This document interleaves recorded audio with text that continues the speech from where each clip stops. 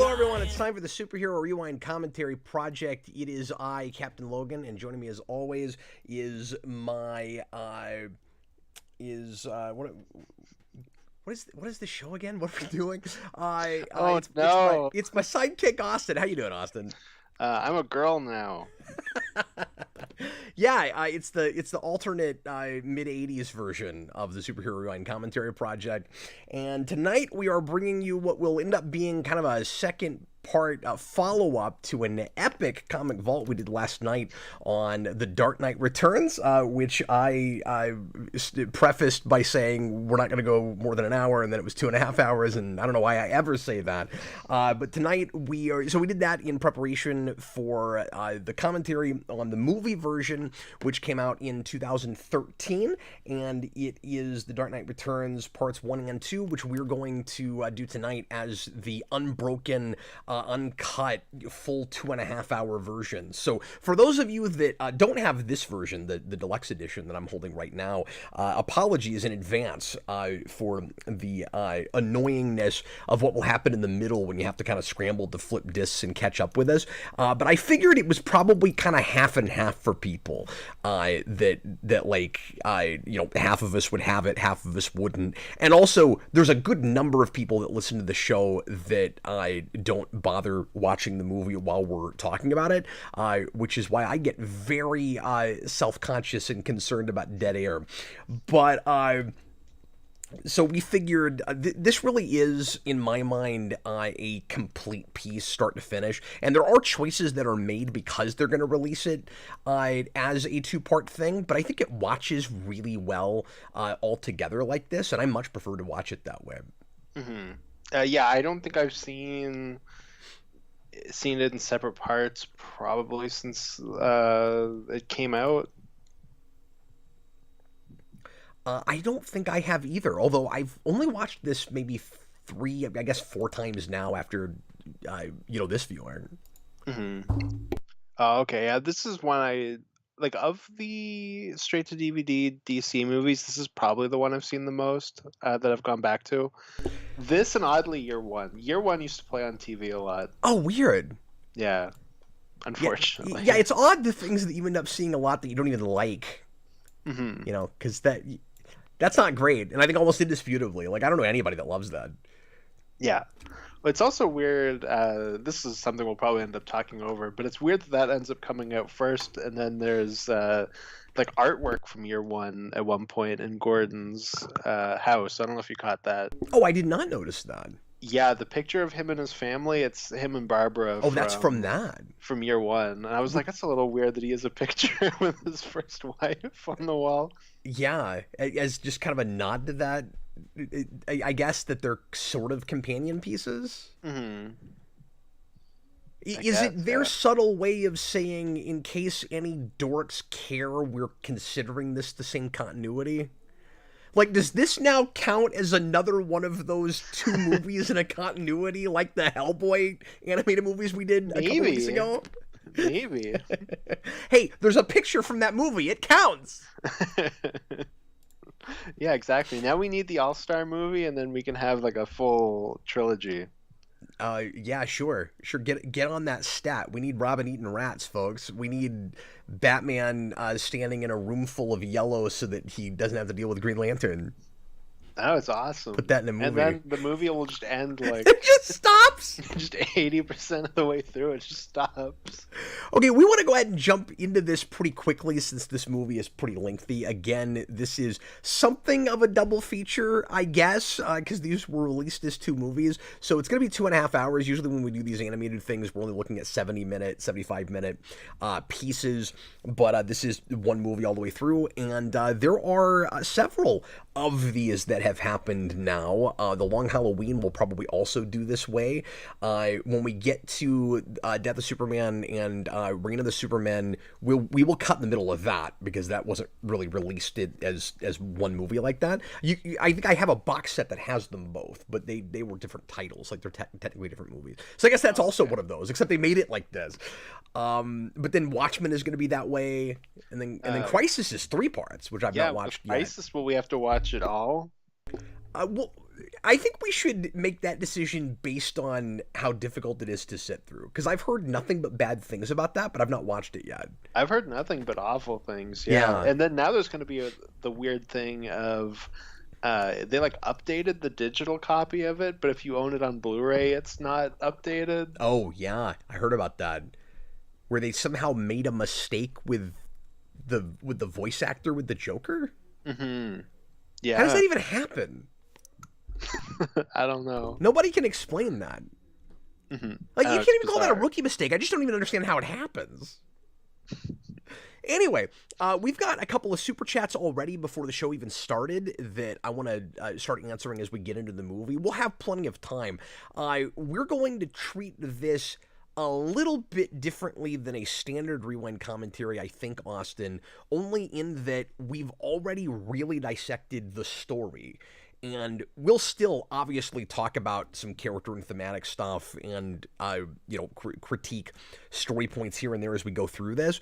But this might watch more like a little bit supplementary to what we did last night. So I would implore folks, if you're interested in this material, to go back and listen to our review of, especially the first, hour and a half of the comic. Before coming into this, I always like to look at these pieces as much on their own as possible, but this is so much of a direct adaptation, and we'll talk about obviously the ways that it's different and pros and cons, and I think there's some ways that it's a change for the better and some ways it's changed for the worse, and we'll bring all that up as we go, but this will be a little bit more of a comparison contrast exercise than I generally like to do, just because this falls into that category like we talked about on the Vault Light last night with Watchmen, where if you're again, there are some changes made with that, and some of the interpretation is different. But by and large, if you're going to talk about the story of the Watchmen movie, at some point you're just dissecting the original story as well. Yeah, exactly. And so, like I said, this will be a little bit supplementary in that way. So we'll have plenty of time to hit any beats we didn't last night. And a few things came to me, Austin, while I was watching this, of things that I wished we'd brought up last night, where I'm like, oh, good, we're doing a part 2. We're going to have time to get to it now. That means we have to splice these into a deluxe edition.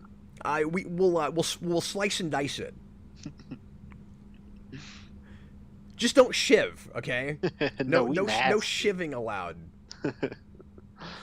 Anyway, okay, everybody get your movie rigged up to timestamp 0, and again, if you have to switch discs out, just ask in the comments, and I'm sure somebody will help you in knowing what scene we're on so that you can line up as best you can for timestamps.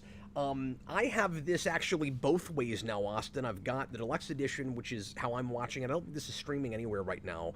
I'm pretty sure it used to be on Max. And they gutted that, where they took a bunch of the animated Batman movies off that used to be there.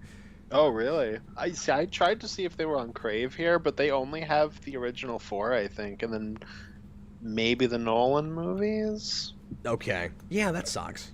Yeah.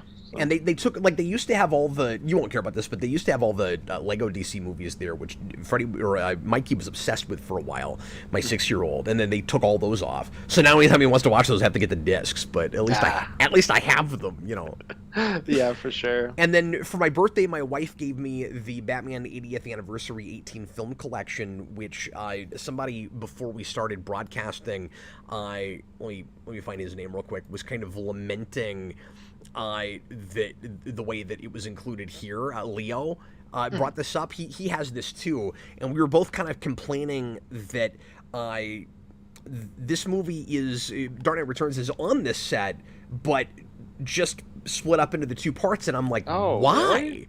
Why would you include it that way? And I'm sure they're both on the same disc too. I haven't looked weird. yet. Actually, at the risk of wasting time, I'm going to pop this open and see if they're actually on the same disc. Because I'm just curious. Because it'd be really funny if they were... No, they're on one disc. It's, get this, Dark Knight Returns, Part 1 and Part 2, and these seem to be in no particular order, because the next one is Assault on Arkham. Oh, weird. I was going to say, I really hope it's Dark Knight Returns Part 1 and 2 and Batman and Harley Quinn. That's just one disc.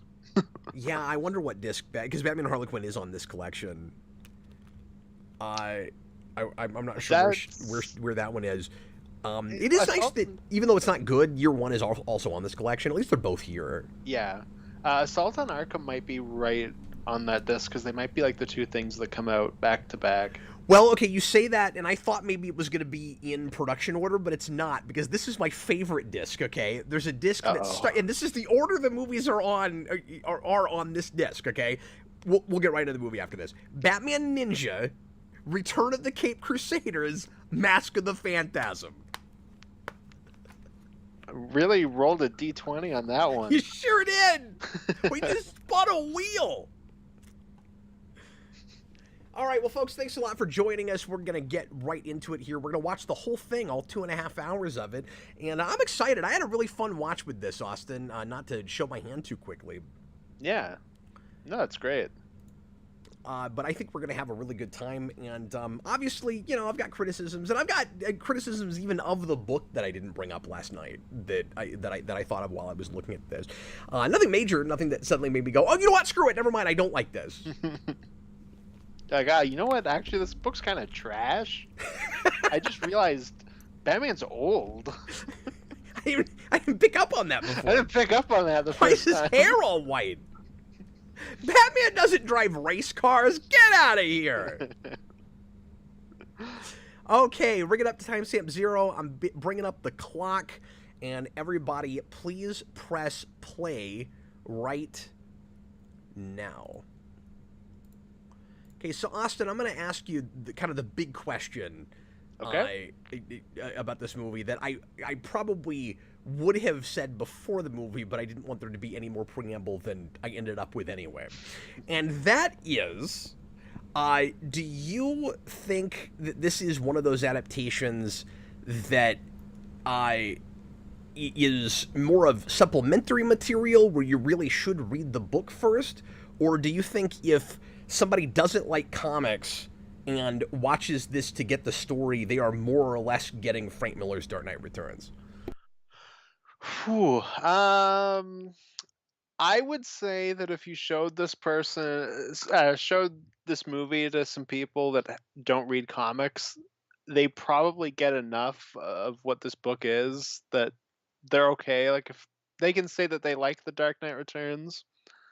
That's the litmus test. Can they get away with saying, I am a fan of Dark Knight Returns, I've only watched this film?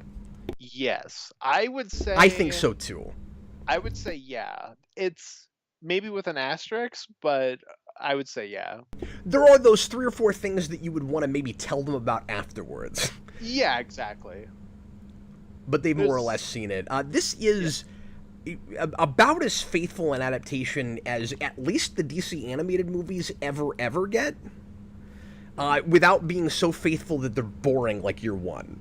Because the problem with Year One is it's played so right off the page that it forgets it's even a movie. Like, it's almost not even adapted. That was always my problem with it. Mm-hmm. Well, and compared to Watchmen, like, this is a more faithful adaptation than that, I would say. I think this movie is just short of being perfect as an adaptation, and it is a good one. Yeah, I completely agree with that. And most of my annoyances with this are really minor, where there's just kind of odd choices that I don't understand, where I'm like, I don't know why you start sounding kind of fanboyish, where you're like, well, you're so close to right off the page, why'd you change this line, why'd you move this scene around?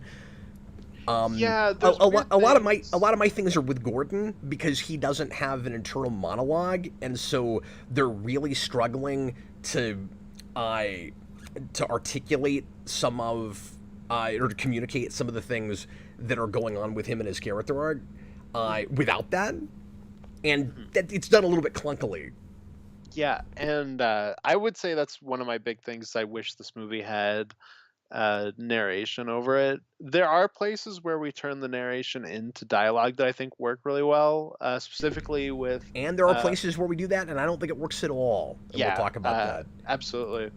I think the big things for when it works is when it's characters fighting each other. Like, I think some of the stuff they do with Joker and Batman, having it be dialogue instead makes sense. I agree, and I also like... and I'm getting ahead of myself when I say this, but and I'm surprised I'm saying this, but there are places, especially like in that fight and in the Batman and Superman fight at the end, where we make some ideas more explicit for an audience, and it runs just up against holding the audience's hand to the point where I think it's clearer what's going on, and I'm kind of glad that it's there. Mm-hmm. Yeah, for sure. And I'm surprised I'm saying that. This is a nitpicky thing, but in the book, this scene is in like a dirty diner, and I feel like making it in a fancy restaurant kind of lessens how bad Gotham is.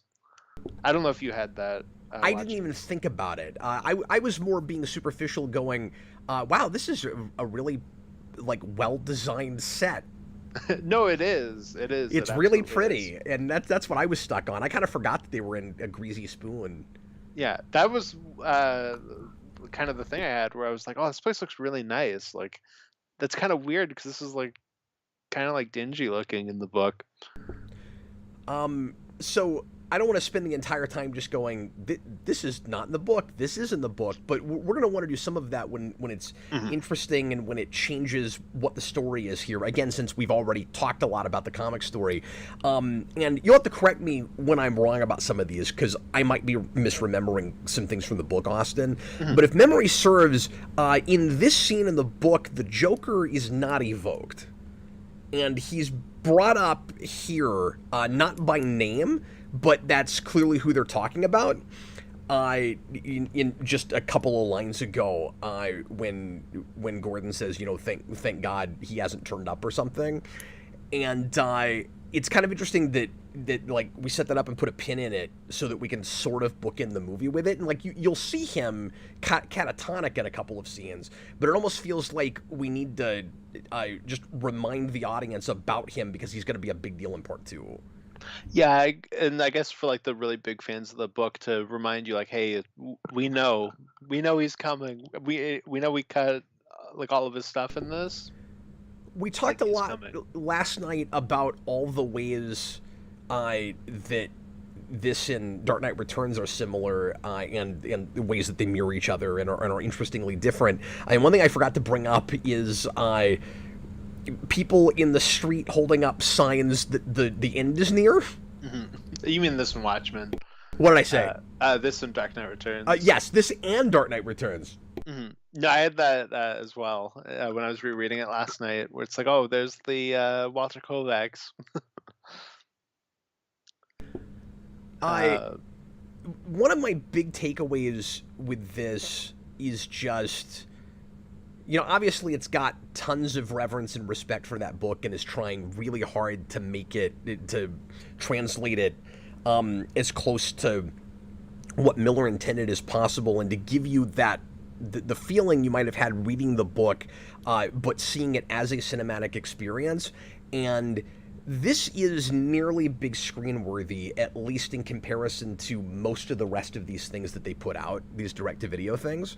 I think there's a lot of pretty decent spectacle here and just really nice moody atmosphere.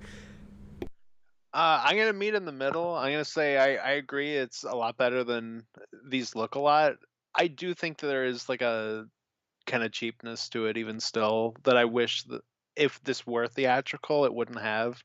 But I do think this movie looks pretty good. I wish they went more for what the book looks like, but it's better translated than something like Long Halloween was. Yeah, I was a little bit put off by it. And I'm not even the biggest Dark Knight Returns fan, but just the purist in me, when the trailer for this came out, I don't remember there being a bunny in the comics. Is that like a panel? Where like he falls in the cave because he's chasing a bunny? Is it maybe in like one of the dialogue balloons they're like, oh, don't chase that bunny, Bruce? I don't remember. Yeah, maybe so. Maybe something like that. Because there is a lot of stuff that's rendered visually here that you only got in a voiceover before, which I really appreciate if you're not going to have the voiceovers. And I'm with you. I think it actually could have gotten away with at least some of that in sort of a Rorschach's Journal kind of way. And yeah, exactly. This is a scene where I'm wishing we had it. Say again? I said this is a scene where I'm wishing we had it. Yeah, where it's maybe I don't know, it's weird because there are places where the motivation is not as clear if you haven't read the book. And there's other places where in getting a performance and just seeing expressiveness in a face moving, I feel like I'm understanding what's happening better. And it doesn't usually feel like it's somebody else's interpretation either. And that's maybe somewhat up for argument here and there. You'd almost want to sit down and talk to Frank Miller, the man himself. But there's a weird line change for no good reason. Why did you shave? In the comics, he says, "What happened to your mustache?" They had to censor it. Mustache is too far. You just can't have that. The weatherman sounds exactly what I might have imagined reading the book. Fred from Scooby-Doo. Yeah, exactly.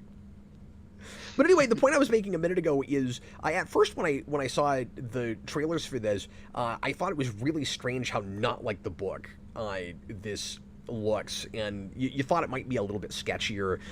This looks in its way more polished, although the world feels gritty and lived in enough, at least for this kind of animation, like once you get the movie. But I'm on the other side of it now because and this is just personal taste stuff and nothing else, Austin, but as I talked about last night, I'm just not the biggest fan of the character models and the look of that book. And as I get into it, I go, yeah, okay, I appreciate what this looks like. It's right for the story. But in some ways, I actually kind of like what this movie looks like better. Oh, okay. I mean, that's fair. And it's just a taste thing. But I think it finds a pretty decent compromise where it starts with those character models and then it gets to something of a Bruce Timm animated series kind of place with it. Well, I will say too, I think this movie's pretty perfectly cast. I think every voice really. Peter Weller has some kind of wonky line delivery here and there, but for the most part, he's really good in this. When you get toward the end, and again, getting ahead of myself, and we get to the I am the law place that you're always making fun of, my guess is he had like 35 line deliveries of that, and somebody picked the wrong one. They picked the one where he sounds the most like RoboCop. That's yeah. I don't know why they did that. It is goofy. And it doesn't really sink the movie. It's just that every now and then it's like, oh, that's an odd delivery. But that's a big, like dramatic kind of like rah moment, and it sucks that you can't take it seriously. Yeah, for sure. But you kind of can't. Somehow Harvey Dent in this over the book looks more like an aged Lex Luthor to me. Yeah, he does look very Lex Luthor. But yeah, Peter Weller is brilliantly cast, partly because, like we talked about last night, RoboCop is so influenced by Miller in general and this piece in particular, and they're on about some of the same things, obviously. The 80s urban upheaval, and they're dealing with a lot of the same kind of satire. But Weller is also just in his like vocal register and the kind of like cold calculating thing that he does is just really right for it anyway. Like, even if you didn't have RoboCop, he just sounds right for this particular version of Batman. And I would think this would be really hard to cast. Like, what is that voice? I don't have a particular voice for Batman when I'm reading Dark Knight Returns, because it reads so different from any other kind of Batman. Yeah, no, this movie really benefits from not doing, say, like the Killing Joke thing where they go, oh, well, we always really wanted to hear Mark Hamill deliver these lines and Conroy. It needed to not be them for this. And I think both the Batman voice and Joker that we have are both really good. He's also got a really haunting Batman voice, particularly in the scene with the kind of like ghost of Batman telling Bruce that he's a shell of a man now.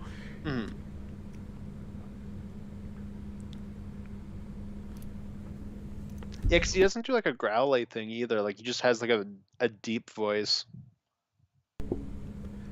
Yeah, and he's not doing exactly what he did with RoboCop either. Like, he doesn't come in and phone this in. he's got a take. Like he found it. Mm-hmm. Oh no, absolutely. No, there's maybe moments where you go, oh, like this is definitely the man who played RoboCop, but Yeah, absolutely. But it doesn't feel like he's just coming in and doing the same thing. yeah, dead or alive, I am the surgeon.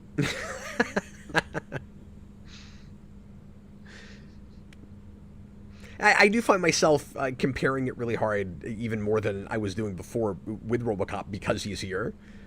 Mm-hmm. But this is one of those places where it feels real cinematic to me, especially because of the soundtrack. Like I latched onto the score real hard on this viewing, maybe more in the first half than the second. Because by the second half, the more Batman you get, the more it goes to a lot of Zimmer places, which I'm fine with. I like that stuff, but I also don't know how much I wanted this movie to sound like the Nolan movies. But I love stuff like the soundtrack. You know, you get that crescendo, and then it just dips out before the bat hits the window. Like that's bringing something new to the table for the medium that you're adapting it to, and I really appreciate stuff like that. Well, I really like. Also sounds great in headphones. Yeah, I really like in a lot of this first half. We have like a synth wave sound through some of the score, and it kind of sounds like, yeah, it sounds like they purposefully went back to that period, and I dig that. So I was a little surprised that this scene was left as close as it is in the comics, with the pimp and the prostitute in the backseat. That would have been one of the things I would think would maybe get toned down a little bit, because I know you and I off camera, you've been talking about the weirdness of the scenes that are censored and then the scenes that are like oddly, strangely left alone or made worse. Yeah, a lot of it's language where it's like we change, we like censor things like. The mutant isn't talking about what they're going to do to women and things like that. Or we talked about this last night. There's the homosexual line that they change. And then when you get to the Joker section, like some of that's way more graphic than what was in the book.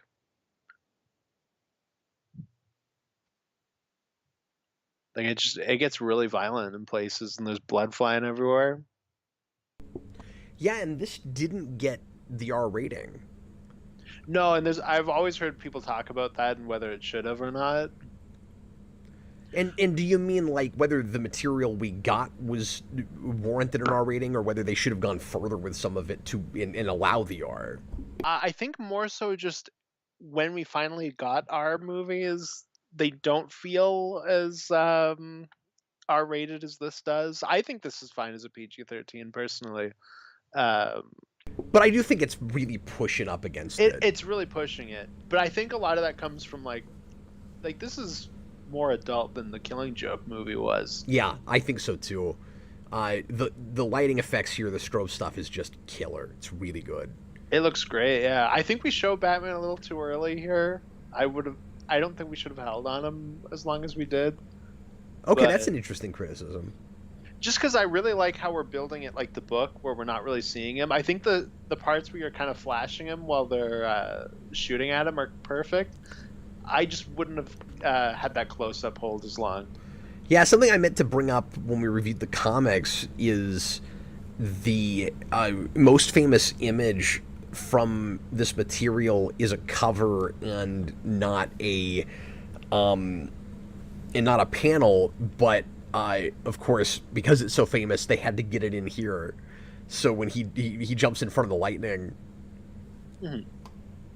Well, because this movie does a good job of adapting all of the big full page spreads. Obviously, doesn't get all of them, and this one kind of replaces that Born Again one we talked about.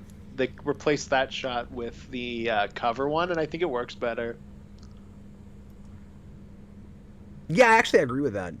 I sort of missed it in the book. I had to remind myself once again that it's not it's not actually in the book. Yeah, when there's certain things like that where I think I wouldn't say it's better than the book.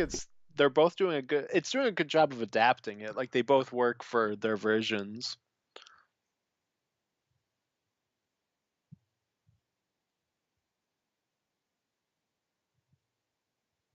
Yeah, one of the things I appreciate about this as an experience is some of the action scenes that I would kind of rush through in the book. I'm forced to live with it a little bit longer, and arguably the pacing works a little bit better for me.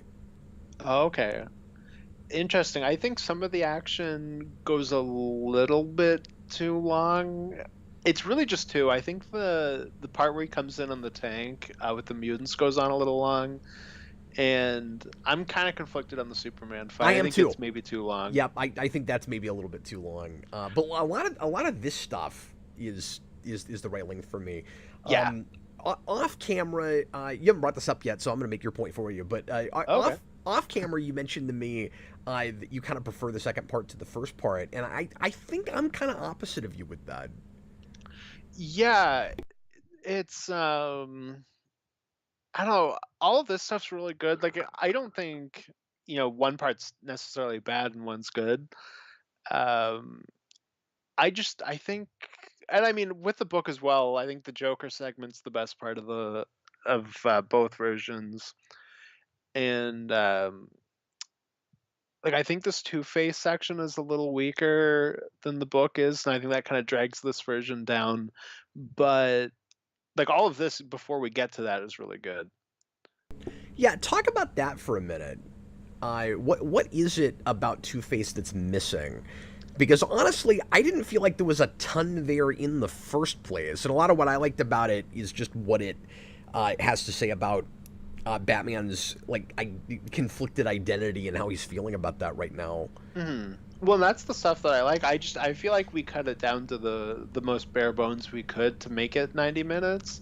I wish we had stuff like Gordon and Bruce's reactions to Harvey becoming Two Face. That is missing. Yeah, that is a problem. Yeah, It's I weird. You also think kind of that. get Bruce's, but you don't get anything from Gordon at all. Hmm. And then, You also don't get Gordon's reaction to the choice of the female commissioner either, which is weird. yeah, that is Or at true. least I don't remember it. I'll look for it here and see if I'm wrong about that. But that felt like maybe like a censorship choice in trying to make him not look sexist to an audience.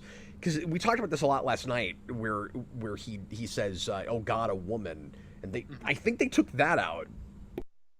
Yeah, yeah, they did. I think.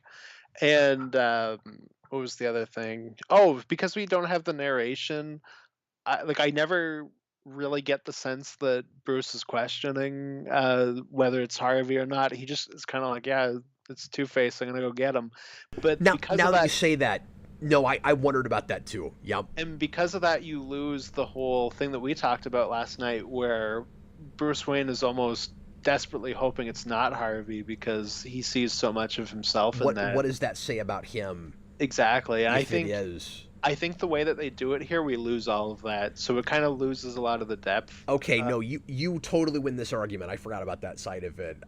Yeah. See, it's Two Face. So I had to say the side of it.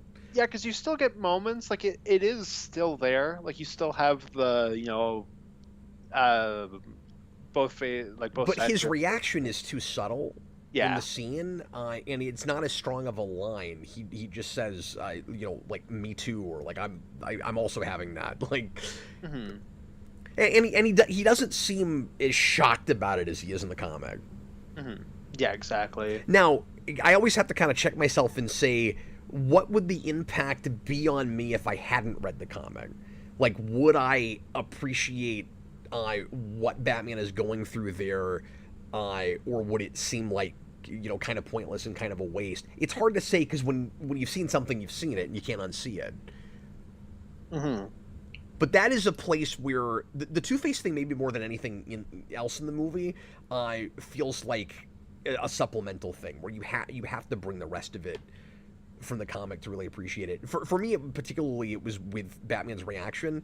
But Yeah. now that you mention that, you're right. There's more missing too. Well, and yesterday I said that I think Dark Knight Returns is bookended with the two weaker segments, and like the two best ones are in the middle. And I feel like the ones that are the most hurt by emission are the bookended ones, because I also think you lose Superman's perspective here. And the issues that we talked about that people have with Superman and Dark Knight Returns, I think kind of apply to this movie because you don't get his side at all.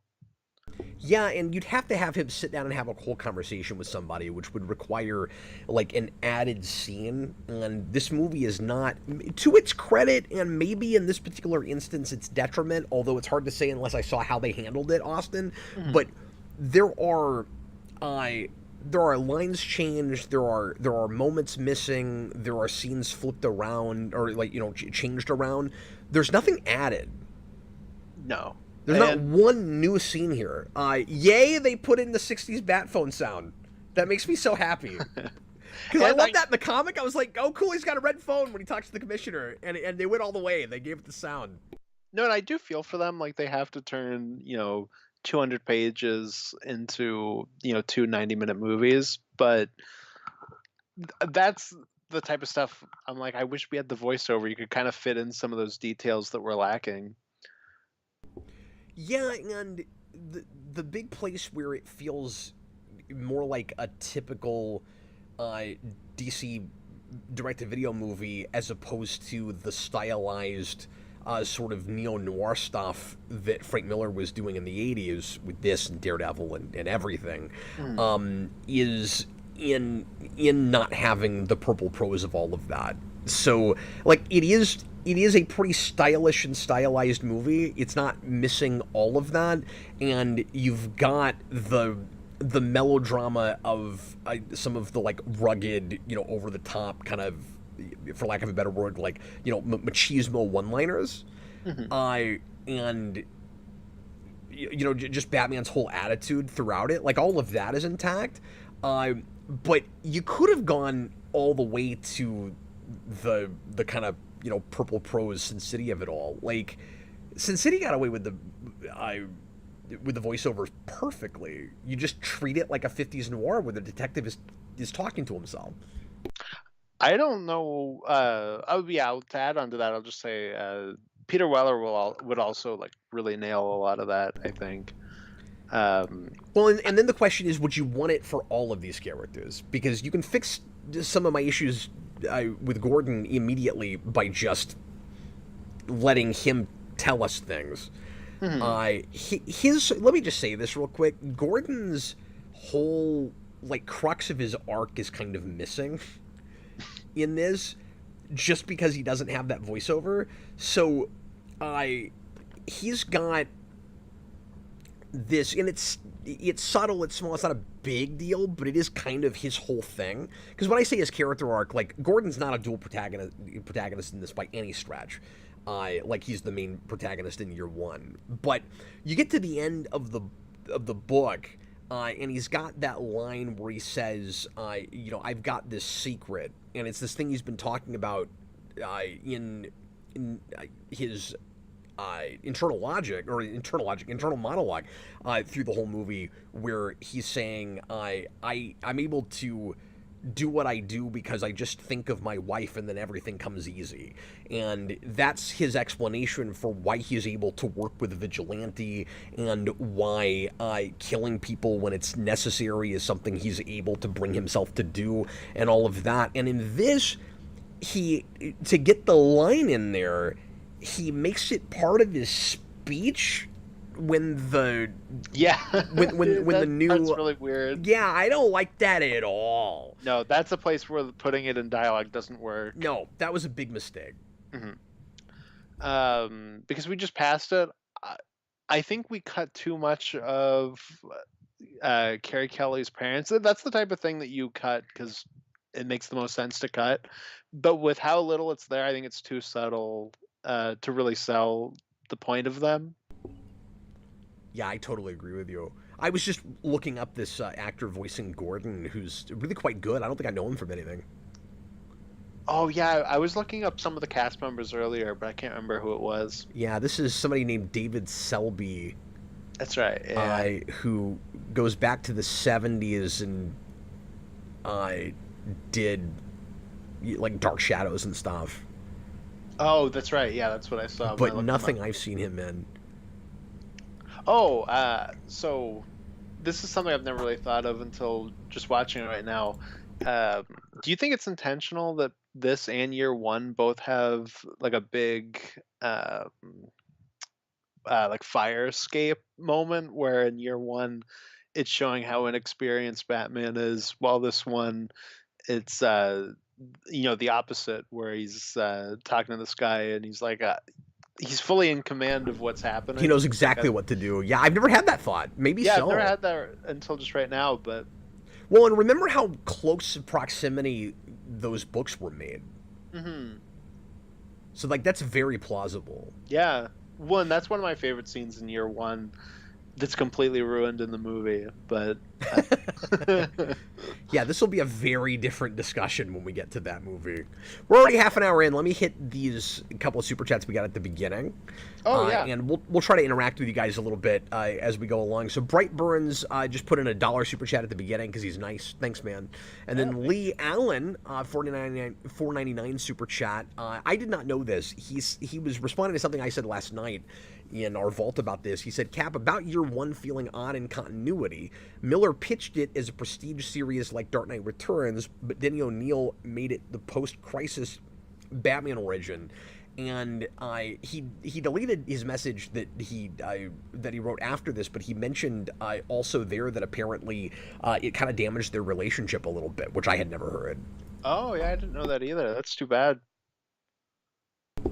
But it sounded like they kind of made up. But Mhm. that makes all kinds of sense, and I have a lot of respect for Miller knowing that, Mhm. because as I said last night, it never felt like he was writing a story in continuity. With year one, it felt like he was doing his out of continuity version of Batman, which in some ways, if that is and it clearly is linked to this, it makes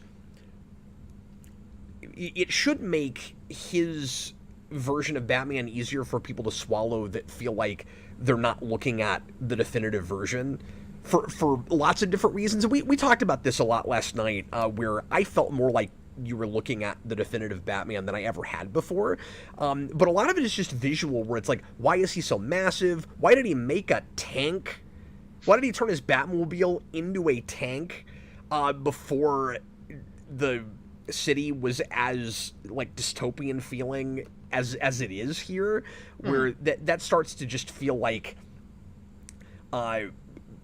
I don't know, for lack of a better way to put it, like male wish fulfillment fantasy, where it's like big crazy machismo, ultra masculine, power fantasy stuff. Mhm. But if you see the beginning of his Batman, and then you've bookended it with the end of his career, I guess the beginning of a new one at the end of this, it would maybe be easier for people to swallow if it wasn't in continuity and thrown in the main book the way it was. Yeah, absolutely. So This I also disagree with Denny O'Neil's decision there. Denny O'Neil's still the man, even if that's maybe not the right choice. Oh, he made some missteps and he knew it Yeah, exactly. later on, and he owned up to his Wonder Woman and all of that. But Yeah. So I think how this movie handles Joker is really smart for a two-part film, and that's your big cliffhanger, like, because of course. I don't think they justify this uh, whole climax of this segment well enough. Where in the book, Joker is the one who sets off these bombs to explode, and here Batman just out of nowhere goes, "Oh, Two-Face wants to die and take everyone with him," but like their helicopter's leaving because that's what happens in the book. Like it's just, I think, kind of and I confusing. don't think that idea comes up in the comic at all. The idea that Two-Face has a death wish. No, it doesn't. That's completely made up for this because That's that's their way of getting around why the bombs are already set to explode. it's also part of, and this is my main issue with like Batman's character arc in this versus the book, is more or less it works, but there is an overemphasis, I think, on the death wish thing, his being like nearly suicidal, and less of an emphasis on his internal conflict, his internal struggle in trying to decide how much the like a twisted Batman persona has taken over him, as we saw earlier with the kind of wraith voice that says you were just a shell, and I've always been here and you need to let me back in. And in the book, that whole thing is I'm afraid that is a monster that I won't be able to control, and not only will I start killing people, but I will believe I should, with his feeling, regret for everyone that the Joker has killed. And the line is left in here that he'll have in that section where he says, all of the people that I killed by letting you live. So, like, a lot of that stuff is still there, but it doesn't feel like the crux of it like it does in the book to me. And that was one of the big things on my last read of it that I most latched onto, is this notion that Batman is... By the way, sorry, I'm going to interrupt myself for a second and say that after reading that book again and watching this movie, this may be one of the best Lana Langs. Oh, sure. Another thing with that Two-Face stuff, they changed how that scene plays, and that scene's a lot worse in this movie. Where in the book, Two-Face is like, look at me, what do you see? Batman closes his eyes and he says, both sides match. And then in his internal monologue, he's like, it's like looking in a mirror, both sides are scarred. Yeah. And I don't know why you can't say that to Two-Face. Why can't we just put it in the dialogue? But they change it to just Two-Face has a monologue where he says, look at me, Batman, both sides are the same, they're both scarred. And then Batman just goes, you and me both. You and me both, yeah. That doesn't work as well. No, I don't think it does either. I'm very distracted by DC Comics in a DC universe. The Swamp Thing comic isn't... maybe not this scene, but it is in a scene in the book. Oh, weird. I didn't notice that. Yeah. No, it is strange. And we do this in a couple of scenes, but, like, Crisis is in there, and... Yeah, things like Watchmen, V for Vendetta, I think is fine. Some of that stuff's weird. Crisis. Well, the way I read it, and, like, I'm going too far with this, there's probably not this much thought put into it. It's just nods to... It's easy to just read it as nods to fans watching, but it seems like it's making the opposite statement if it's making a statement that Watchmen is, where it's like we live in a world where superheroes are outlawed, and so there's this like fantasy that maybe kids have in having not grown up with superheroes, where now they're in vogue again as a fiction. And Watchmen says... everyone remembers superheroes and they were kind of bad for everybody, so they've stopped being popular, or maybe even companies have pushed other things a lot harder, and so you end up with other things getting really popular, like Black Freighter. So I've always been distracted by the My Landlord thing. I've never noticed until watching it now that there's like a liquor sign in the background that's censored that has an A instead of an I. That's weird. That is weird. Yeah, things like that. Why wouldn't you just leave the line out? Because they're leaving some things out here and there anyway, and changing lines. Like, why call attention to it like that? Because they know that purists that want it to be as close to exactly the same as possible are going to be looking for stuff like that. That, like, and this was 10, 11 years ago now, which is crazy. But you'd think... Sorry, I'm distracted by things like Jimmy Olsen being president of Galaxy Broadcasting. Like, it's kind of nice that, first of all, that stuff is left in. And I always forget, until I go back to Dark Knight Returns, just how much lore stuff, like, outside of Batman is in that book. Oh, yeah, that is a fully living DC universe. This doesn't bother me as much as it did in the book, just with the kid that they're holding for ransom. I think it's because it's in your head. You're hearing how they're saying it. Because they leave it all there. Like, there's nothing censored about that, I don't think. There's not, I don't think, no. I mean, I think there's It's like a just the line or two difference missing, between but reading it and hearing it. Like it doesn't sound as skeevy and like the kind of voices they're doing. but yeah, with that line you mentioned, and we were talking about that last night. Why wouldn't you just leave it out? Mm. Yeah, I'll never know. Should have got out of the way, Spud.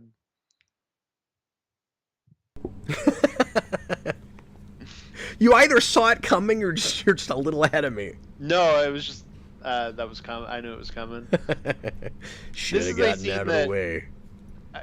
I think they make a big point of explaining for people who didn't get it in the book. Leo, to be fair, saying this is one of the best Lana Langs isn't really a high bar. Yes, and jokes are always funnier when you explain them. I thought your favorite Lana Lang was Superman 3. Yes, well, that is my favorite Martha Kent, though. I don't even remember Martha Kent in that. No, I just mean Like, Annette O'Toole. she's dead? The Lana Lang from that movie is Martha Kent in yeah, 'cause Smallville. it's Annette O'Toole, yeah. Yeah. That's what I meant. Well, I was just thinking because Martha's dead. You're like, that's my favorite version. I really like how this bit is handled, like just how much of this is in black. Yeah. Before Batman lets this guy see where he's at, and that he's being hung off of a roof. Mm-hmm. When there's some places where we get like dynamic POV that really work in this. Yeah, I kind of like all the first-person POV stuff in this, and was kind of surprised going back to it just how much of that there is. One of my favorites because the is book like doesn't really do that I noticed, like straight up like first-person POV. I just think there's a lot of really nice storyboarding in this. Yeah. And again, I'm going to fight you a little bit. I don't think this movie is super cheap. But then, well, you didn't say super cheap, but I just mean like I don't see a lot of cheapness in it. But I can't help but compare it to everything else they've made. So like my brain is already adjusting to these things, I think. No, I just said I agree. It's way better looking than like all of these in this line. I just think there is a part of me that's like, oh, if this were a theatrical movie, it would be even better. No, you're absolutely right. There are places where background characters are just not moving. Mm-hmm. And yeah, that makes it a little bit cheaper. Stuff that I find myself appreciating more in this movie, just like levity in general. I think in some ways this is a more fun experience for me because, like we talked about last night, the book reads so heavy to me that, and the faces, the character models being as just like ugly and grim-faced as a lot of them are, sometimes some of the humor goes over my head, where I'm like, oh, that's supposed to be funny, and like if it's delivered, maybe it is. But a lot of it, I'm just not appreciating like the absurdity or the levity in it. And all of that plays better in this context for me with movement and with performances. Mm-hmm. And then the other big thing is Batman and Carrie Kelly's dynamic, just in general. Like I like her fine in the book. I find her, and she doesn't have any more or less screen time really, but she feels more present to me in the movie version. When Ariel Winter as the voice is really good. She's so good. Mm-hmm. Like, this is a big scene that I think. No, it's okay. This is a big scene that I think is really effective in both mediums. Where you have the big full page spread of him holding the body when he finds it, versus like they have like an actual scene where they talk to each other, and just him walking down the hallway, we hear the gunshot in the background. That's really cold. Yeah, it's great. I do kind of wish you still had that image. Yeah. No, I agree with that. But do you think it's just the logistics of like getting him back in the room, and like, because you'd basically just be cutting to like a moment. It wouldn't happen organically in a scene. Mm-hmm. I think that's maybe why it's not done. Well, I think they wanted to, shorten some of that stuff into just one scene where like he just comes to this guy instead of, him going to like the military base, and he's like, okay, I figured this aspect out. Okay, now I'm gonna go to his office. Oh, and he's dead. Okay, I figured this aspect out. Yeah. Um, I think that's a lot of it, is just kind of shorthanding some of that stuff. What do you think of the choice in voice for the mutant leader and just what the mutants sound like in general? Because that strikes me as the hardest thing probably to take from the comic medium to this, is just what does that voice even sound like? 100%. I really like the mutant leader voice actor in this. I forget who he is, but he's also someone in Cape Crusader. Okay, I like how growly he is. Yeah. He's like, ugh! It's like if Ray Charles was a mutant. Like... Mm-hmm. No, and I like how the mutants sound too. They strike a good balance of, sounding like teenagers and being kind of heightened. I think the movie version makes something you were questioning last night a lot clearer. And I don't think it. And again, I think it's just in performance more than anything. I don't even think much has changed, but just in, like, whether like how much of what the mutants are saying is their own speech and how much of it is just teenage slang in general. Somehow watching the movie, it became clearer that a lot of it is just the way teenagers are talking. Mm-hmm. Well, my other thing was more so Carrie Kelly just out of nowhere starts talking with more slang. And there's maybe like a little bit of it in this version, but I didn't pick up on it as much as I did in the book. Yeah, no, I didn't either. I thought that was pretty good. In the book, does she do the thing she does in this? Because if she did, I missed it. And I thought it was kind of clever here, where she changes. Later on I'm getting ahead of myself, but later on in the Batmobile, or is it? I guess it's a copter, right? Where she changes the computer. Yeah, she for the reprograms slang. it. Yeah, she reprograms it so that it responds to slang. Yeah, that plays exactly like it does in the book. Okay, I didn't catch that's what she was doing in the book. Like, some of that stuff I just understood better, like, seeing performances. Yeah, well, it's funny because I think they maybe cut a line of him explaining it in the book.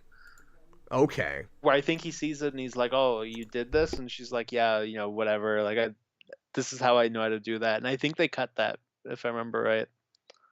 Oh, yeah. In the book, he just asks her how she knows so much about computers. Yeah. And she's like, I had to learn something in school. Yeah, exactly.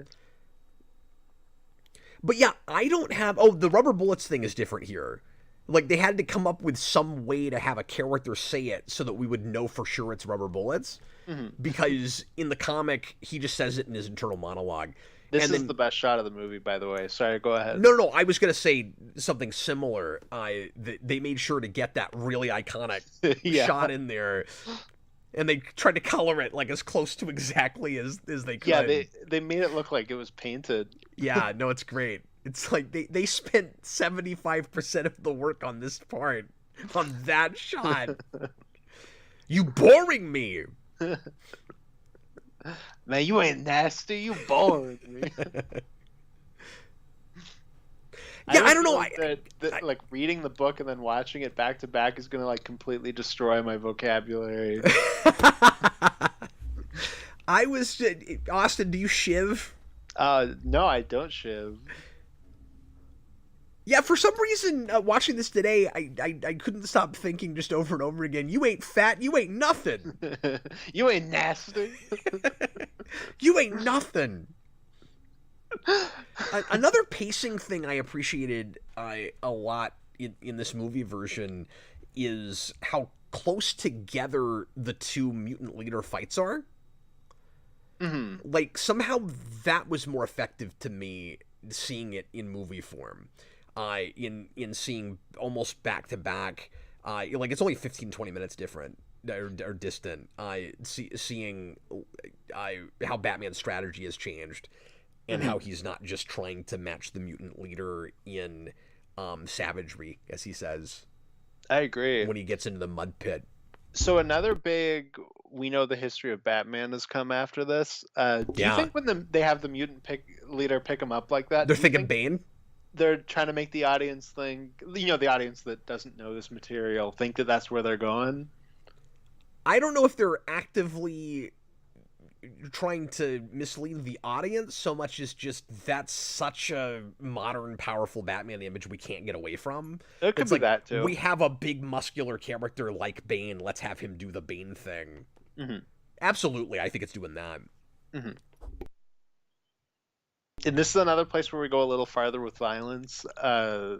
He's like fully beating him with a crowbar. Yeah. Well, the second he grabs the crowbar in the book, that's when he gets stopped. How glad are you that it wasn't, speaking of the history of Batman after this, how happy are you that it doesn't get retroactive at all with the Jason Todd thing? In fact, I'm very glad. I don't think Jason Todd comes up enough, honestly. But we don't talk whatsoever in this about how he died. And we talked about this last night, you and I on the Vault, that an audience retroactively reading this would probably just assume that Dark Knight Returns was published after the death of Jason Todd and that Joker killed him. But it's very strange, if that were the case, that Batman does not evoke that when he's dealing with the Joker or when he's getting beaten by a crowbar. Mm-hmm. And I could have really easily seen this movie go, oh my god, a crowbar. Like, I'm flashing back to Jason Todd's death, or he's fighting Joker and he's like, this is for Jason Todd. Like, I'm really glad it didn't go to any of those places. Mm-hmm. No, I agree.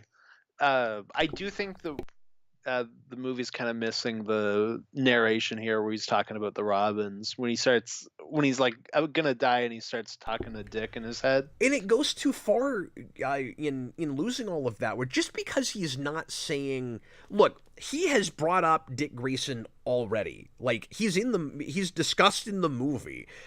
We left that in when he's talking to Gordon at the beginning. How long has it been since you talked to Dick? You know I haven't. That's all left in.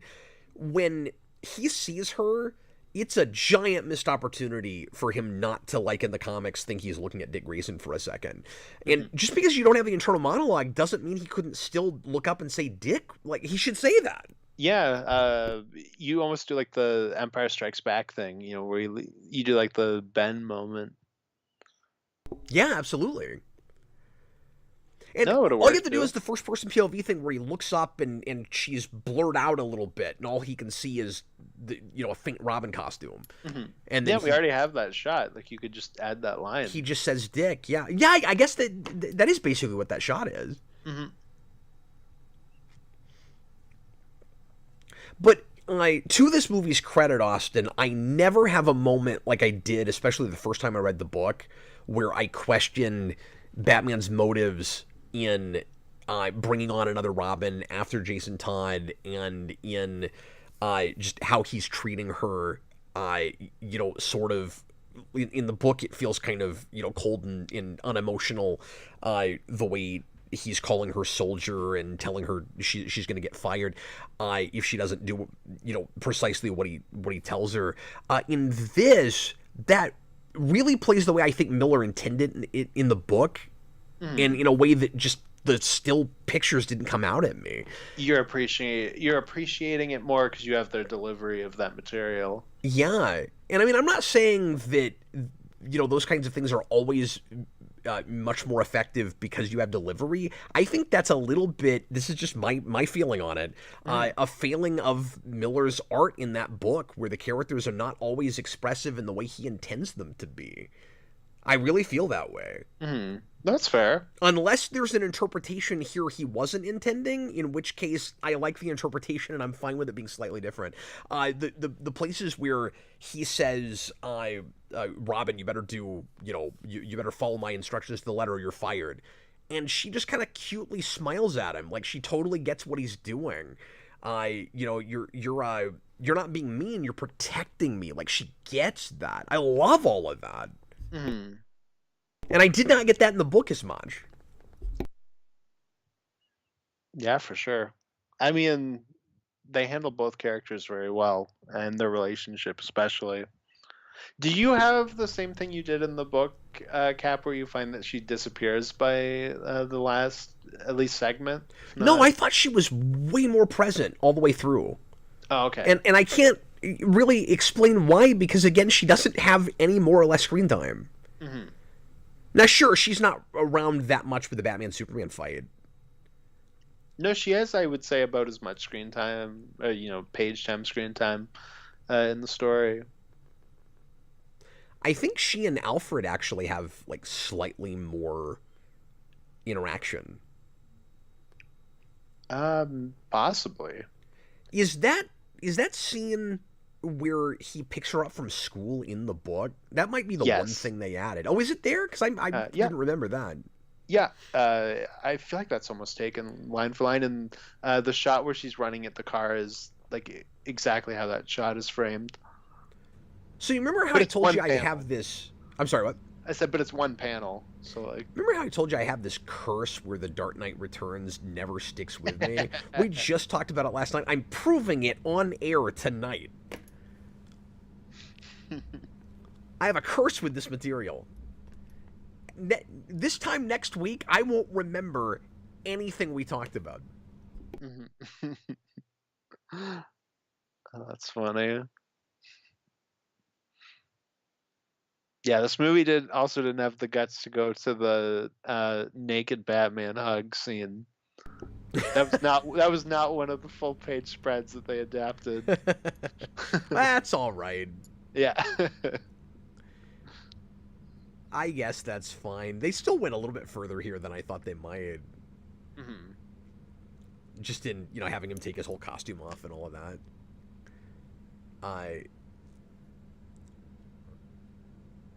This is just as Frank Miller as it gets.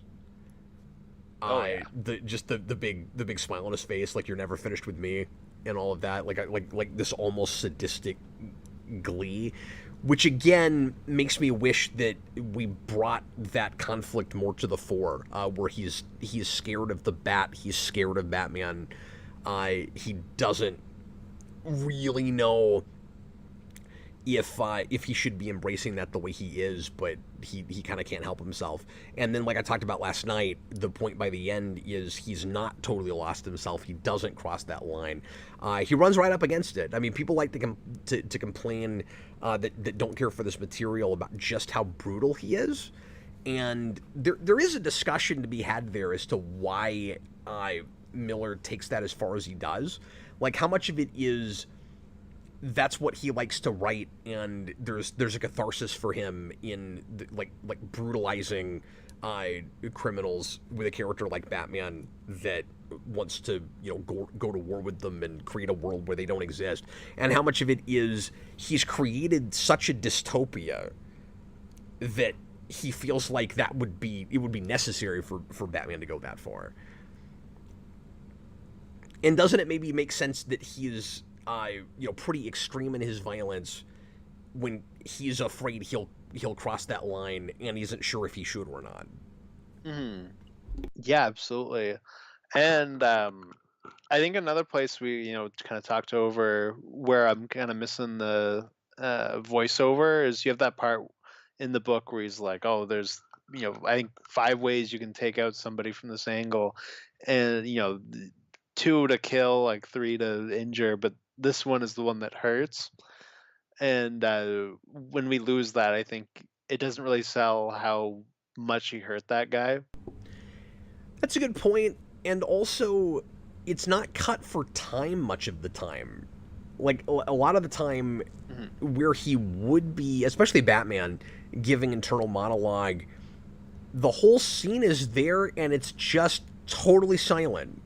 Yeah, exactly. It's almost inviting you to add it yourself. I'm gonna do it, Calf. I'm gonna do it, You're just gonna start putting it in there. and I'm gonna deliver every line like the "I am the law." I am the law. Oh, that's a point I meant to make earlier, Austin, is, I said that I don't really have a voice for Batman in my head when I read Dark Knight Returns, but I, like a lot of people, always wanted to see, and we talked about this last night too, Adam West in this role, and we discussed whether he, at the age he was, when this was made would have been good for this part. I think part of the reason that Peter Weller is so good for this role is his vocal register is in a really similar place to Adam West. And I don't think Adam West would have given, of course, exactly the same performance, but they're actually not that far off from each other of what I would imagine Adam West would do with this role. Yeah, I agree with that. Robert put in a $5 super chat. Do you think Carrie's design might have been inspired by Jill St. John's character? Oh, he brought this up last night, and I didn't end up getting to it. In Batman 66, when she was Riddler's sidekick and disguised as Robin. No, I don't think that was in his mind whatsoever, Robert. I think that's a big stretch. That's interesting, because it's another, lanky girl in a Robin costume, but I doubt very seriously. That is one of the silliest things that happens in 66. Is that in the first episode? Yeah. Oh, okay, I've seen that. It's been a while. Should we knock out the other super chats while we're on that one? Or? Oh, I didn't realize there were any. There's just 2 more. Real quick before we do that, thanks for keeping me on track with that. Can I make a point, because we're about to get to it here? One of the most egregious dropout of lines where we're just watching a character do something and there's no dialogue when there was in the comics is not even voiceover, unless I was reading it wrong in the book, Austin, which is entirely possible. But the bit where Batman gets, I guess we already Are we past it yet? Sorry, I'm getting ahead of myself. That's okay. We're not past it yet, because the mutant leader just killed the mayor. Yeah. Batman's gonna go in and lure the mutant leader to him in the mud pit, right? And in the book, when he is crawling out of the cell, Batman's talking to him the whole time. I don't think that's monologue. I think he's baiting him. I think he's talking directly to him. Am I wrong? No, you're right. Why is that left out? None of that's in here. He just walks like a rat through a trap to get the cheese. Why did they leave that out? It's almost like they thought it was monologue, and so they couldn't put it in. I think it's a mistake, Austin. They ruined it. Yeah, this movie sucks now. Never mind. Yeah, that's the most egregious thing, really. Yeah, you know what else is egregious? At no point does Carrie Kelly ask Batman if she can drive her sidecar because it also has controls and she can drive it. She never asked him that in this version. Why is that not here? They should have just shortened it so they're driving and she's like, I want a car. Boys dig cars. Have you ever seen The Spirit? No, that's one of the movies I'm hoping to watch this weekend before we do that. I was thinking about it today, actually. I was like, I should watch that now while I'm on like a Frank Miller kick. This gag with these henchmen, these mutants with my name is Rob. My name Rob is and Don. Yeah. Don. That is more or less in The Spirit. Okay. Where they have a bunch of henchmen clones played by a guy from 24 that I like a lot. That all have different names on their shirts, like Batman 66 henchmen, and this reminds me a lot of that. Or that reminds me of this, I guess I should say.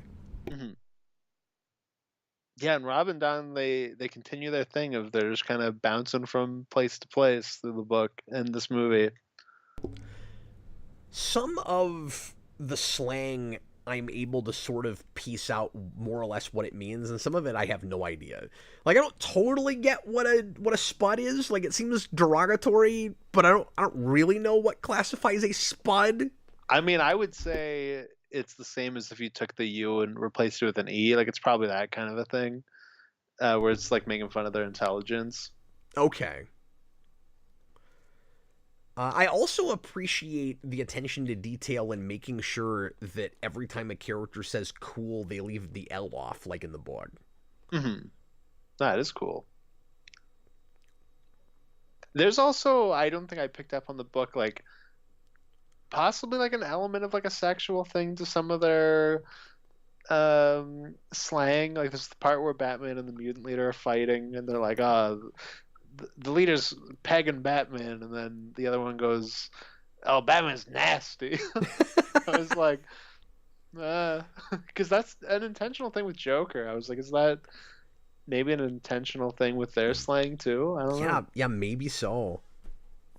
Do you think, and I'm getting ahead of us, but do you think that the movie is pushing the potential homosexual thing with the Joker a lot farther, or is it about the same as it is in the book? I would say it's about the same because a lot of the lines are lifted. It's just now it's spoken dialogue.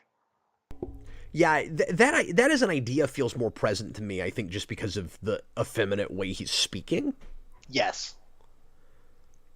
And by No, the that way, definitely I adds to it. was so jazzed by that casting choice when this happened because I'm a big Michael Emerson fan, Oh, cool. and I he's remember just people were perfect for this. It's wonderful. he's wonderful in this. Absolutely. I remember people were complaining when this was coming out that they didn't get Tim Curry because there was always that rumor that Curry's Joker was too scary and that's why they got rid of him. Now we know that that's not the case, but I always thought he was a really good choice. Michael Emerson. Yeah, and it was a real timely kind of in vogue thing because Emerson like Lost It ended just a few years before that, and then he was in Person of Interest, which was real popular. And someone in the chat earlier asked He was having a moment. if he's Brainiac in My Adventures with Superman. I don't know if that's the case. Is He that a thing? is, and he's amazing. Oh, cool.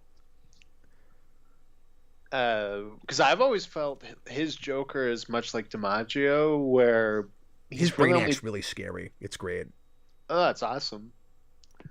I always thought his Joker was kind of like the DiMaggio Joker, where it's a really great take, and we only did it once, so it like kind of makes it more special in a way. Yeah, that's a good point. And there'd be no reason to go back and do it again, and Hmm. hopefully we don't.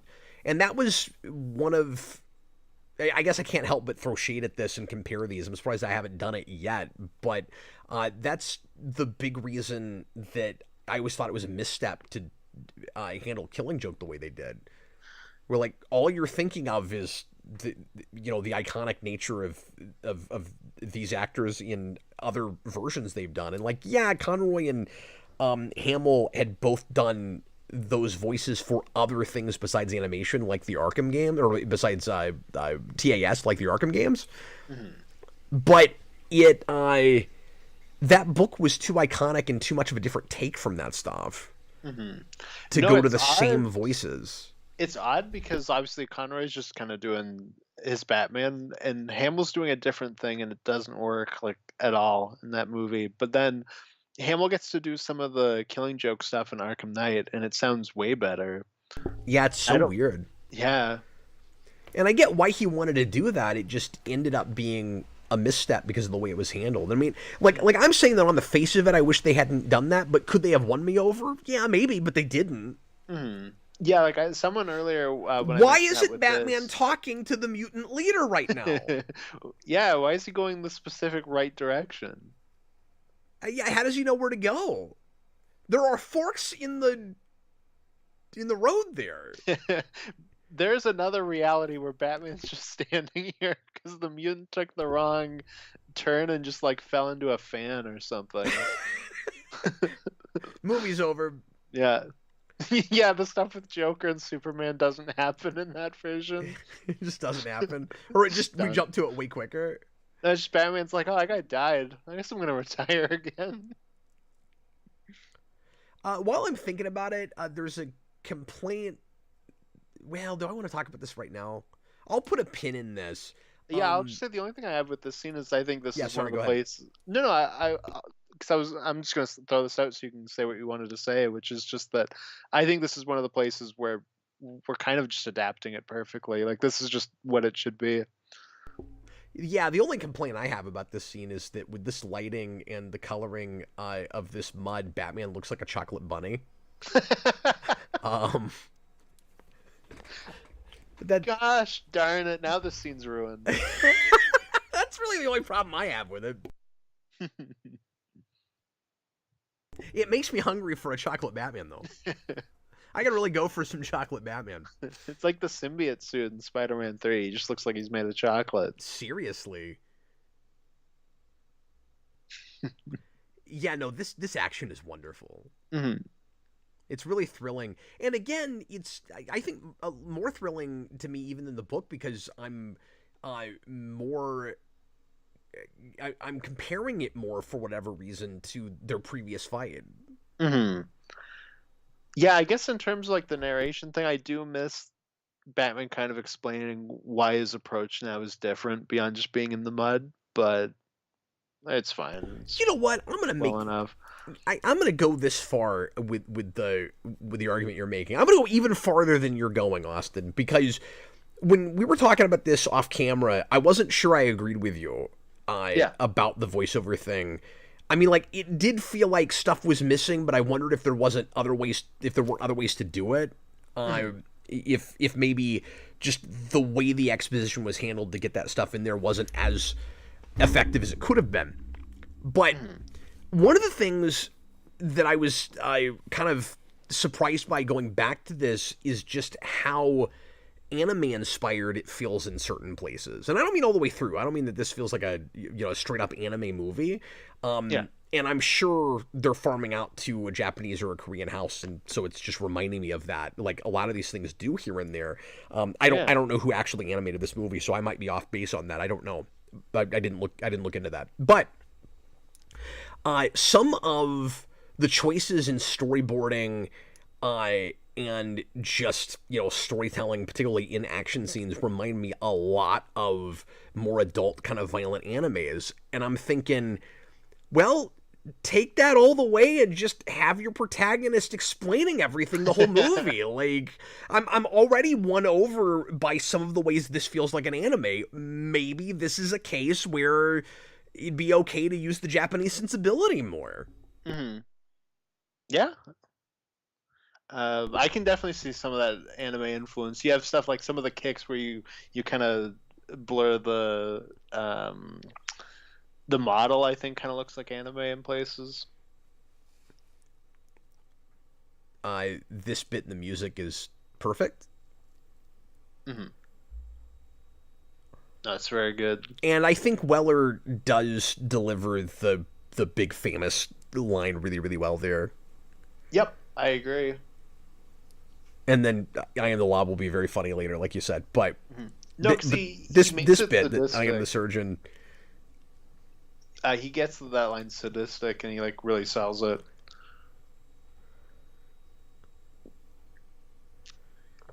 I seriously considered painting my face up as one of the Sons of Batman tonight. I seriously considered it. I am immensely disappointed you didn't.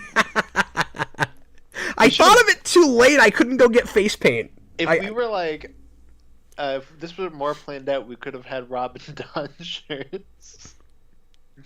Could have had what? Oh yeah, Robin Dawn shirts.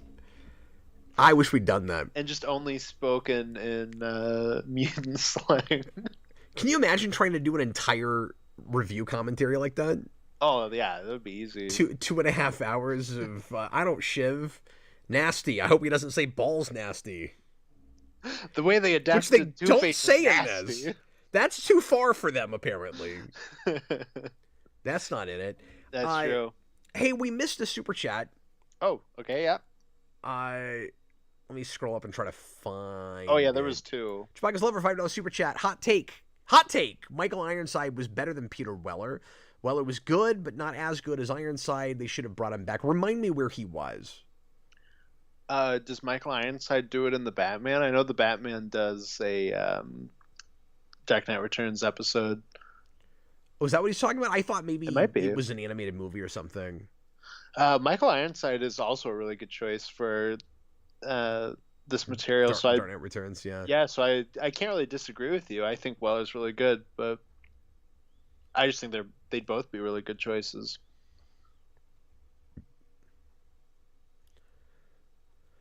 How do you feel about the way the news programming is handled in the movie? where it doesn't, take over as much as it does in the book, but there's still quite a bit more of it than I might have expected. This is no, I'm glad we get as much as we do. This is the cutoff for the end of the middle of the movie, by the way. So we're into part 2 already. So if you're not able to watch the full uncut version with us, flip a disc and then we'll let you know where we're at. Oh, Robert says Michael Ironside is Batman in the new Batman Adventures segment. Okay.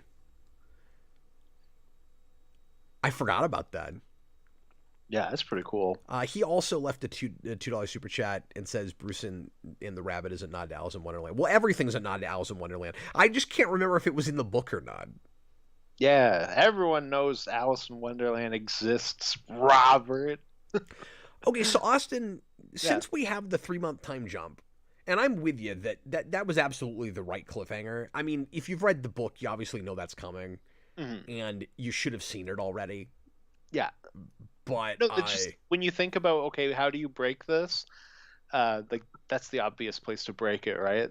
That's one of the things I'm kind of curious about with Watchmen is Watchmen does not have a very obvious break, I don't think. No, you'd have to go back and look at what is the end of 6 and is it exciting enough to finish your first part on? Because I don't remember what the last scene in issue 6 is. I'd have to go back and look.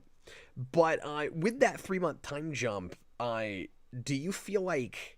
Well, I guess I sort of asked you this already about whether this feels like a good, complete enough piece or if you should watch it in 2 parts.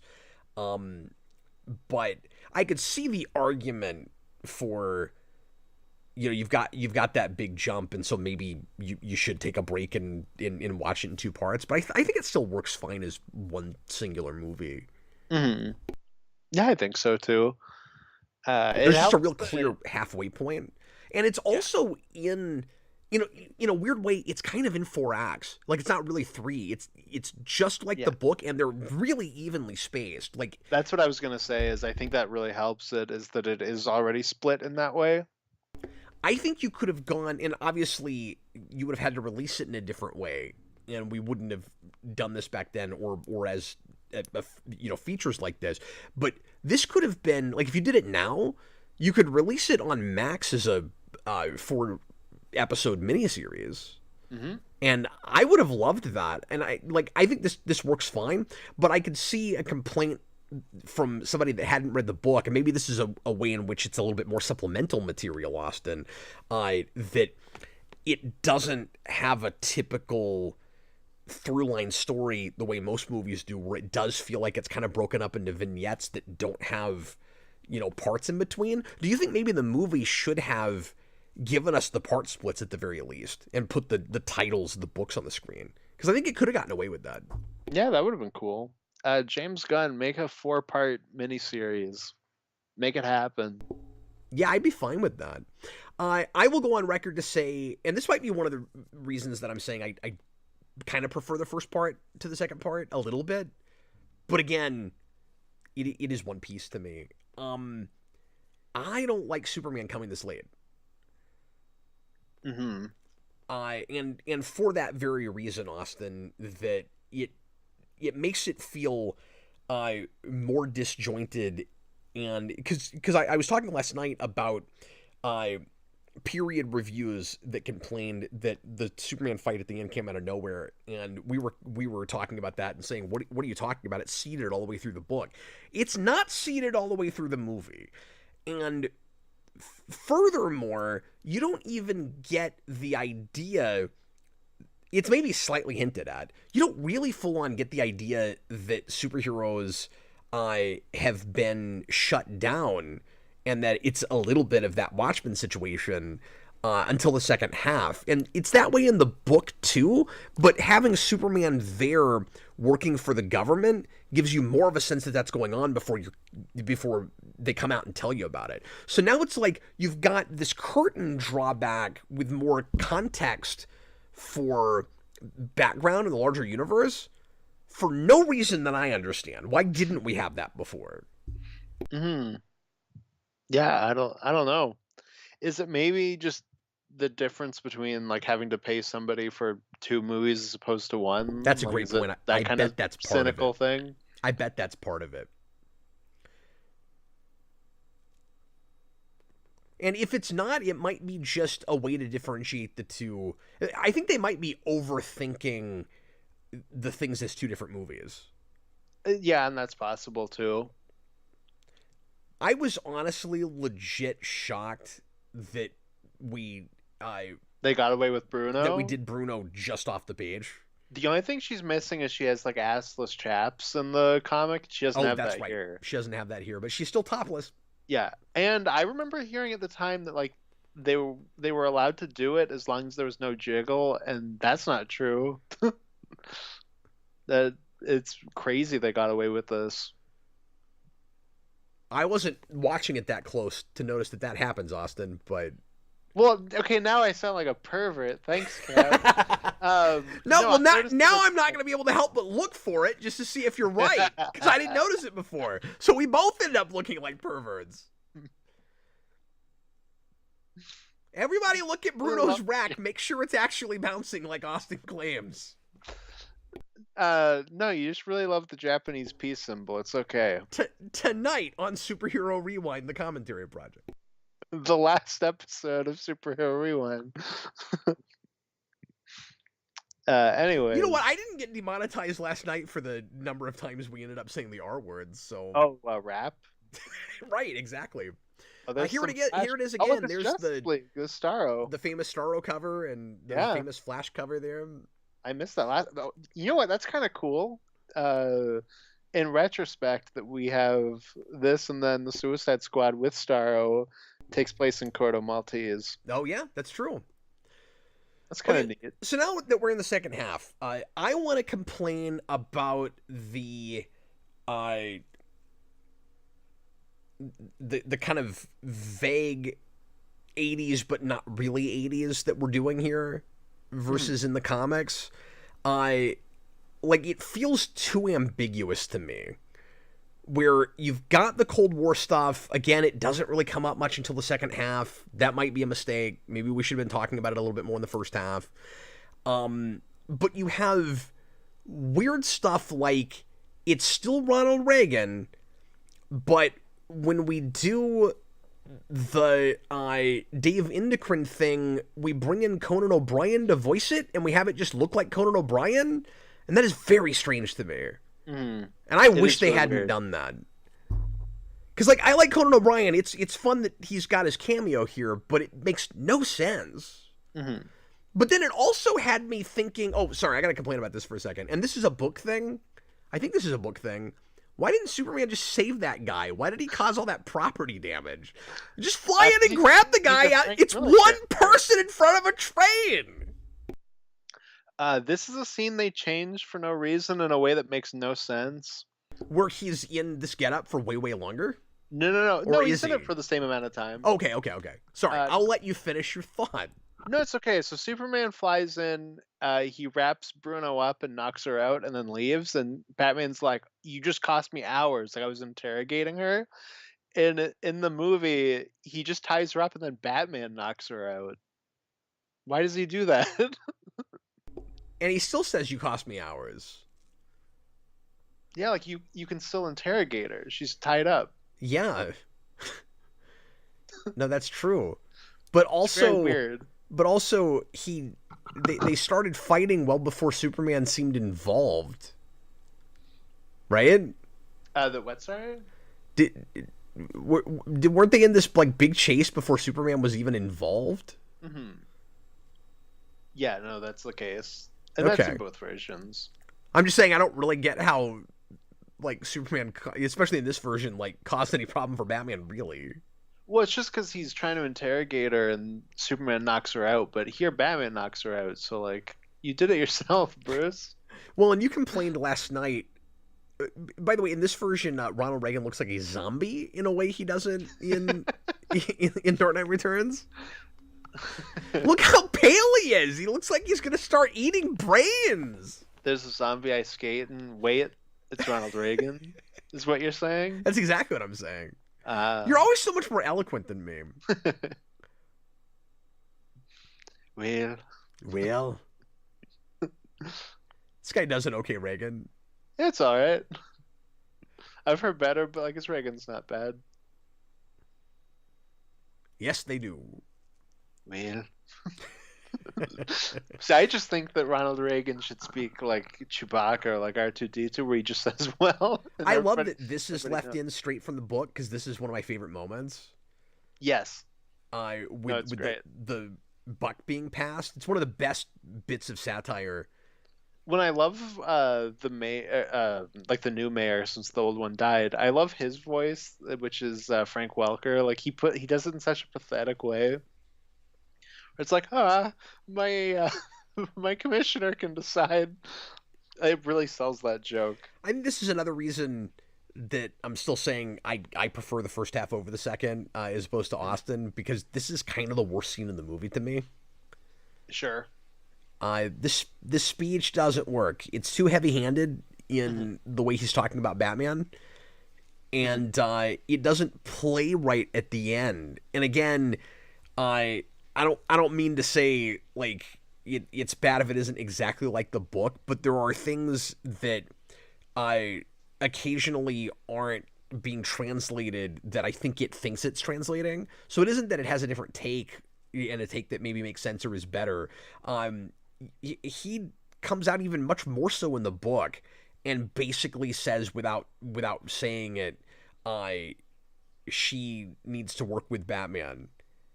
And then this audience does not seem as awkward as it does in the book. Like it's just kind of regular applause, and we don't like get into anybody's faces. You see what I'm saying? Yeah. We don't take the camera and go up to anybody and be like, oh, what is he talking about? Like I'm glad he's leaving. Like none of that.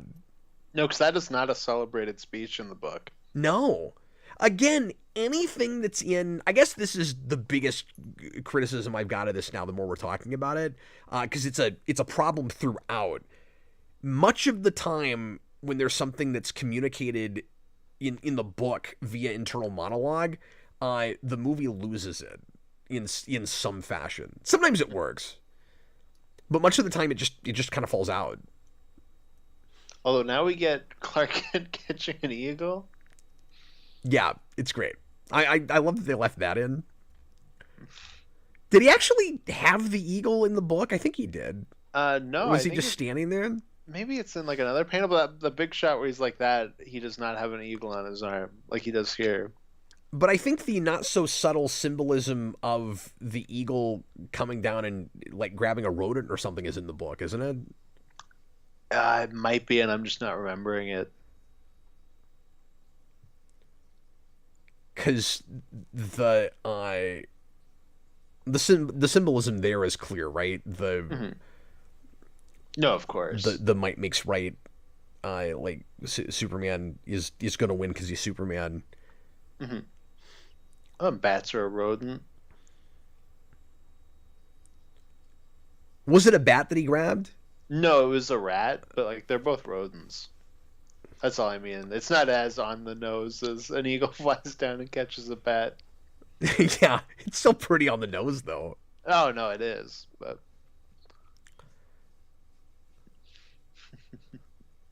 yeah, like it's the carry a big stick thing, and then about them specifically, it's they're gonna fight at the end, and Batman stands no chance. Is that the moment that inspired "You Will"? That inspired what? The "You Will" or like the, Yeah, he probably looks so. Don't worry. Yeah, and this, of course, when you get to the end with the big Batman Superman fight, we'll never watch it the same way again. Like it's impossible, especially in a movie like we didn't talk about this last night reading the book. I don't think we evoked BVS one time, but I don't think. But looking No, at and for me, like there is a separation. So, like I don't typically think of BVS when with the. I can't look at a Batman Superman fight, especially that's moving on screen now, without at some point going, just say Martha. That's how this ends. You just somebody say Martha. Yeah, fair enough. Cannot help it. Okay, so you got, and I'm sorry, I have to complain about this. You have Conan O'Brien talking about a wet hamburger bun contest. That's a David Letterman thing. That is not a Conan O'Brien thing. No, because he's still playing a stand-in for David Letterman, but they just don't make him look like David Letterman. No, but also he just sounds like Conan O'Brien and looks like Conan O'Brien. They changed his look too. But that's what I mean. Like he doesn't look like David Letterman anymore. And then yeah, so change his name at the very least. But like they're trying to be really faithful, so they don't do any of that. Like they don't make character changes like that. But then why make it Conan O'Brien? And if you're gonna do that, let Conan O'Brien do a David Letterman impression. That would have been interesting to see him try it. And if he won't, then hire somebody that will, because that's what you're doing. Like, and I know that's a real minor point, but it's part of a larger issue, which is this feels like the 80s and doesn't. They're really dancing around it. They cannot decide if they want this to be exactly a period piece. Now, in fairness, the book already has that a little bit to me. Okay. Which I don't have... Which we talked about last night. Well, I have that because of the ways in which it reads speculative. You know, the ways in which it reads like we're looking at a dystopian or post-apocalyptic future. So it looks like the mid-80s in the way Watchmen does, but feels like a futuristic thing, more so than Watchmen, because... especially just because of all the slang. Like, why is the slang so different? Yeah, for sure. Well, it's just because Gotham is hell. One thing Miller could have done to make that clearer is to have any reference or jump for a second at all to any other place in the world besides Cornwall Maltese. Yeah, fair enough. Just give me a contrast. Oh, this is reminding like me. a Metropolis scene. Yeah, sure. For instance, I'm gonna say this real quick in case I forget it later. Yeah. One of the lines that's changed for no good reason is when Joker goes to Catwoman, or to Selena Kyle, and says, instead of "I changed my lipstick for you," he says something along the lines of I got pretty for you" or something. I don't know why they changed that. That's really weird. I don't know. I don't think I even caught that. Visually, they make it really clear. That was so distracting to me. Visually, they make it really clear that he's doing exactly the same thing, where like he doesn't have his kill lipstick anymore. He's changed it to mind control lipstick. It's fun that he's got these different lipsticks. I want to think he's got like 5 or 6 of them, and there's like one that makes you fly, and there's one that makes you like forget things. There's a joy buzzer one. That'd be the best lipstick. When you get the person. Joker's like, what happened to my memory-altering lipstick? It disappeared after my fight with Superman. See, I love moments like that when he says, if you don't listen to me, you're fired, and she has this big smile and says, "Cool, bye." Like, I love that. Their relationship is awesome. So this was a big thing you said last night. You were really excited to see how they handle it in the movie. How did it live up to that? Well, it's one of the coolest first-person POV shots. Yes, I love that bit. It's which great. To an FPS. The spotlight lighting him like that through part of the scene looks really cool. Like, no, I think they did a pretty good job with it. Chewbacca's lover says they probably changed it to play up the like effeminate homosexual thing. That's possibly true. That might be why they did that. Well, that was the only thing I could think of, but like... But it would also... He's wearing lipstick and I changed my lipstick for you. It still plays the same. That was one of the things that kind of played that way in the book. I don't know. That's true. Her response is weird because it's left the same. So he says, he's like, I got pretty for you. Say thank you. And she says thank you. And I'm like, that makes no sense now. So the book is, I changed my lipstick. Say thank you, meaning I'm not killing you now. That's what that meant. You know, my favorite thing about Gotham in these movies are, Cab? What's that? That half the population is Fred from Scooby-Doo. That's true. I love Frank Welker, but it is really funny how often that voice comes up. But even in the book, the Dave Endocrine thing is a little weird because I don't understand why that can't be a Letterman when you have Reagan. I mean, maybe the idea is we don't want to kill a real person. I'm gonna guess it's probably that. Yeah. I guess that's all it is. It might be they thought that was like a step too far. They should have called up Letterman and Leno and said, which of you is cool being killed in my comic book? And then they just picked Jay Leno anyways. They should have had Conan O'Brien doing Jay Leno. Yeah, when you first said that with Letterman, that's what I was thinking too. So it is a little bit easy that she's able to reprogram this easily, right? Oh yeah. Super smart kid. It's that trope, right? It is funny hearing, though, Conan O'Brien say, I'm told you've killed over 600 people. So some of this is, I guess this is just turning into this is what's the same and this is what's different. But I'm talking about this to illustrate just how kind of arbitrary some of these choices are. Because it's very often not for time or anything. Mm-hmm. I don't. This plays a little funnier in the comic for a little bit, where Dave or Conan, playing a man named Dave in this case, is kind of running with Joker a little bit longer, and here like immediately it just like stops and is creepy. Mm-hmm. I'm thinking about it now too. I wonder like if they approached David Letterman, like if he would have done it. Yeah, I don't know. That would have been, I think, just as he was ending his run. Mm-hmm. That's what I was thinking. It would have been around that time. Yeah. Okay, talk about this. Oh, just this scene ruined the Joker scene for me in the theater because everyone talked about how messed up it was, and I was like, "Oh my god, they're gonna do the bit where he smashes the glass and slits the guy's throat," and then he just shoots him, and I was like, "Oh, that's not nearly as creepy or messed up." Well, I think this is way more effective than in the book. It is. This is a place where we're going farther, and I talked about it last night. It's real gruesome. This version is so burned into my brain that, like, that just is what it is in the book. Like in my head when I think about it, and that's not what it is. But this is a place where it is better. So maybe I missed something, but I'm a little bit confused about why Joker is immune to his own toxin here, because I know very often he is in stuff, but I thought that he was handed like a respirator thing he was supposed to use. He was handed nose plugs. Oh, and he's wearing those. Yeah. Okay. I was a little confused by that. He still speaks in the gas though in the movie, so yeah. I don't know, but but that is the reasoning.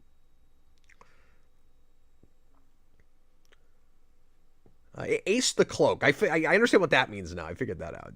It's like acid. Drop cloak. Nasty. Get rid of it. That means get cloaked. Get cloaked. But yeah, the first couple times I read Dark Knight Returns, Carrie Kelly was kind of just there for me, and I really needed this movie before I was like, nah, she's cool. Mm-hmm. No, I like Carrie Kelly a lot. I don't know how I would rank her like with Robins because it's kind of weird. But well, there's not another Robin that you only get a single story with, so it's very hard to compare them. And like, even for the sequels of this, like she's not Robin anymore. I don't know about the third one. Maybe she goes back to Robin, but well, that's true. But even then, like every other Robin, you've read at least a handful of stories for. Mm-hmm. And if you've read every Dark Knight Returns thing with Carrie Kelly, you've still seen her 3 or 4 times. Mm-hmm. Yeah, no, exactly. No, so she almost exists in like a little pocket dimension of Robins. Yeah, that's exactly right. But like, I really like Carrie Kelly, but like, well, because Dark Knight Returns is essentially an Elseworlds that is so popular, everyone forgets that. Mm-hmm. No, very true. I mean, I think everybody knows that it's not in continuity because it's set in the future, at least for Batman. But we talk about, like, it's so influential. It's as if, you know, everything after it was in the same continuity somehow. No, very true. I mean, it's one of the like three Batman books to this day that people still say, like, if you're gonna read Batman, this is where you start. Yeah, and I don't want to repeat myself too much from last night, but in some ways I think that makes perfect sense. And in some ways I feel like Miller is so unorthodox with it.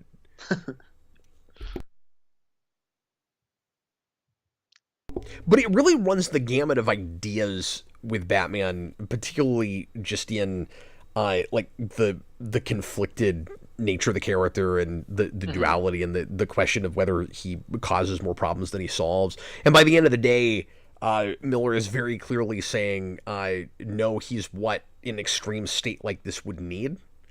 Mm-hmm. And so you can't condone everything he does, except maybe, arguably, at least if you're Miller, in a world that seems pretty lawless. And so the social commentary with this is all of these characters that are like in the system. Here's this weird moment. All these characters that are in the system and that are supposed to. Why did they change that line? Yeah, I don't know. It's very strange. And sorry, I'm going to try to finish this thought. And characters that are like a stand-in for the system. Like, we didn't talk about this last night when we reviewed the book, but you have the psychiatrist guy for the Joker that we just saw get killed, who's, I think, supposed to be like symbolic of what the system is and why it's not working, and how how kind of soft it is. Mm-hmm. And Absolutely. It's not a mistake. I mean, there's a reason that he starts off wearing a Superman shirt and then is wearing an anti-Batman shirt, because Superman is a symbol of the system, and he's just a pawn of the government.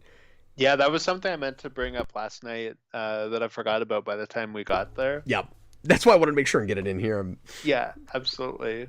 No, because that's so good. And then I want to know what Lana Lang thinks of Superman in this world. Yeah, me too. That's a great point. Now she's probably really disappointed in him. Mm-hmm. Yeah, no, that's kind of what I think too. Because I love her speech that's in the book and here about how he's reminding everyone that we still have the power to do something. Mm-hmm. That it's not just about following the letter of the law when the law's not working.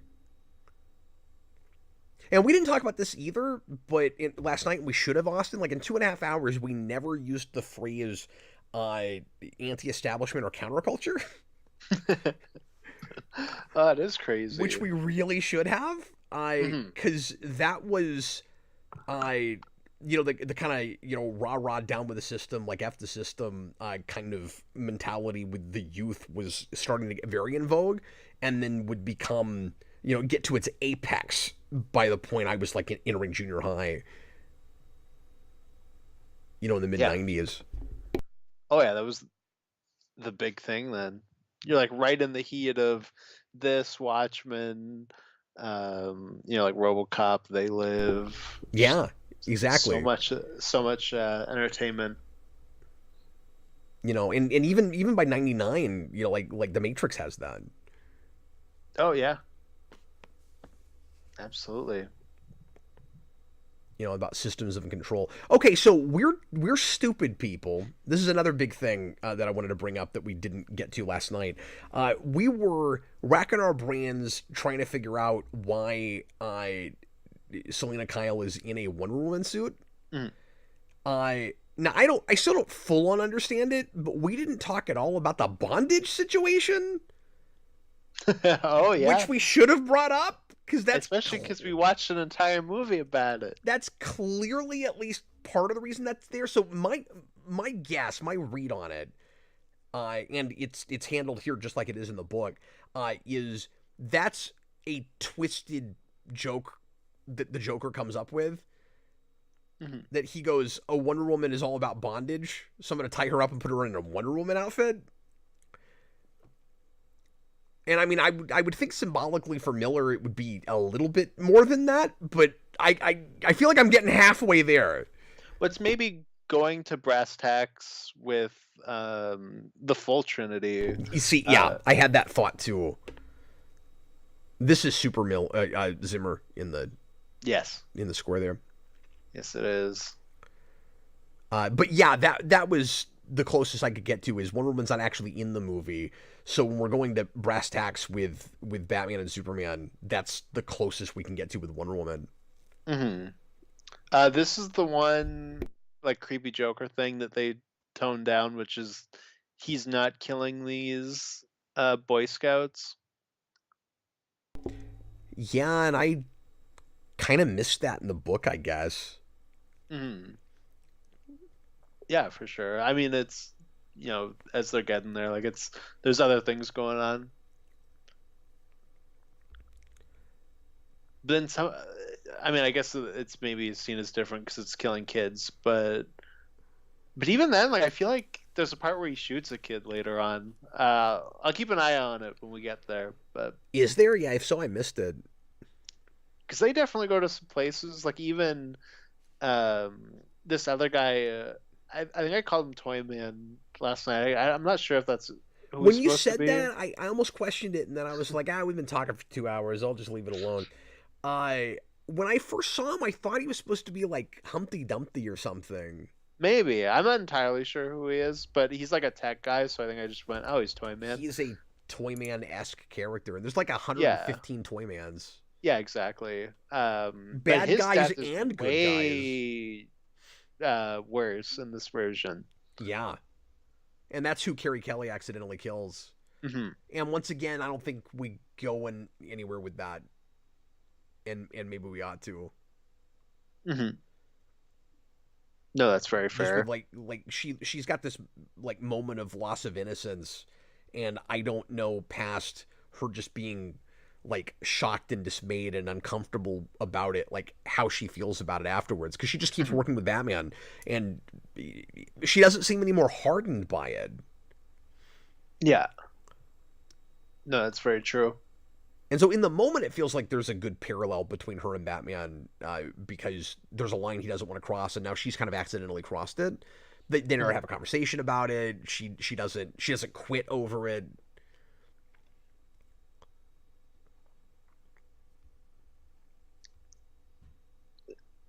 This score here too is very Zimmer. Well, okay, I said it and then the score stopped. They kind of changed, yeah. Yeah. Okay. Thanks, movie. It kind of feels like he's got the Batarang in his eye way longer than in the book, just because of the way this is paced.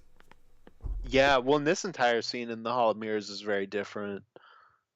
They changed it to have Batman more in control here, and he's not really in the book. Yeah, that's a good point. And there are a lot of Batman Joker Hall of Mirrors scenes that I guess probably technically starts with Dark Knight Returns. I'm not sure. Well, because this and Killing Joker, what like every Batman Joker scene is riffing on, to the point where it can get annoying. Like there's that bit in Hush where it's like Joker shows up out of nowhere, and we just have to rush through like this kind of material for like 5 pages. You know, I'm glad you brought Hush up though, because that was something that I wanted to mention, which is we were talking last night about how this story is not really a detective story, and I'm glad that there's not a big mystery or a twist, because every time these animated movies have adapted something that has one, they've felt the need to change it in some way so that an initiated audience will still have the pleasure of being surprised by it at the end. And I don't know that they would have translated Dark Knight Returns as straight as they do if it had a twist like that. Well, then I wonder because this is also early enough that they might not have. Because I feel like that's something they do more so now, like with Hush and Long Halloween. Right, but I mean, that stuff was like Hush was only what 3 or 4 years after this. Oh, okay, I didn't realize it was that close. Maybe it was a little past that. I forget. I was actually surprised that this was as early as 13. But I and this isn't because of a twist or anything, but I mean, they didn't go exactly straight with Killing Joke, and that was 3 years after this. Hmm. But part That of is that was true. because that's a shorter story and they had to pad it out. Hmm. They had to fill it with worse material. Not that Which, their adaptation of Killing Joke was great. So he definitely yeah, does not shoot a kid. I don't know what I was talking about. okay, yeah, I didn't think you did. I don't know. For some reason, I was like, am I remembering that right? Maybe it's just No. because of these pretty young looking people in the It. water. I think I probably went like, oh, he's killing teens, and then maybe that like conflated. I love the purple lighting effects in the scene. Oh, of course, yeah. This scene looks great. And again, the not so subtle symbolism of Tunnel of Love and lighting it pink like Mhm. this.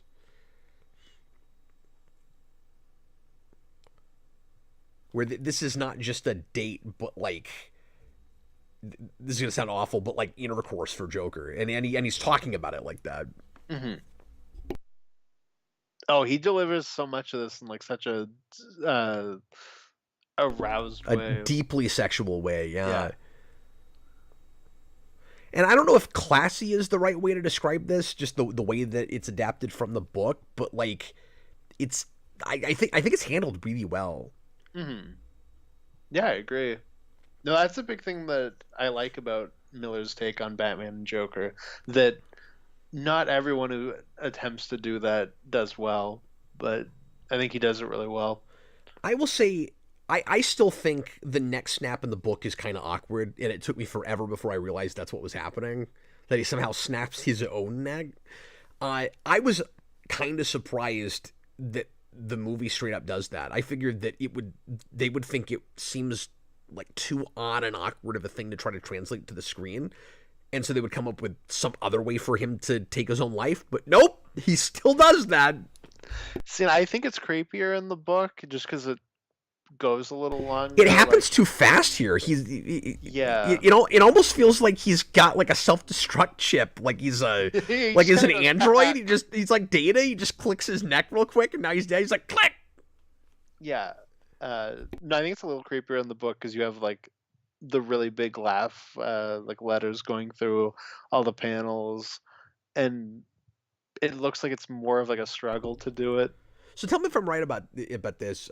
When he says I made you lose control and they'll kill you for it. I don't know how much of that is in the book. Yeah, that is. Oh, is it? Okay, I think that line specifically is uh, taken directly. so like the sound effect helps you realize that his neck snapped and he died, but he does it so fast. It's like I don't know. Can anybody do that? Like Well, that should be a place where you get like a really big laugh, and he just kind of goes like, "Ha." yeah. Well, no, because It is a little in rushed. the book he's got ha-has all over the page, if Yeah, memory serves. exactly. Though they really sell the burning Joker imagery. Yeah, that's true.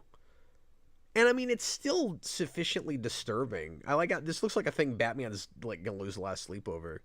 Hmm.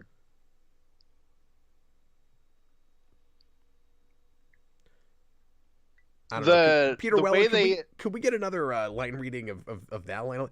Robin, call the copter. I think the way they did him spitting on Joker also played like a little bit more sexually now that I'm looking at it than I read it in the book. Oh, because it looked to me like it wasn't even spit. I was like, what did he just throw in the Joker's forehead?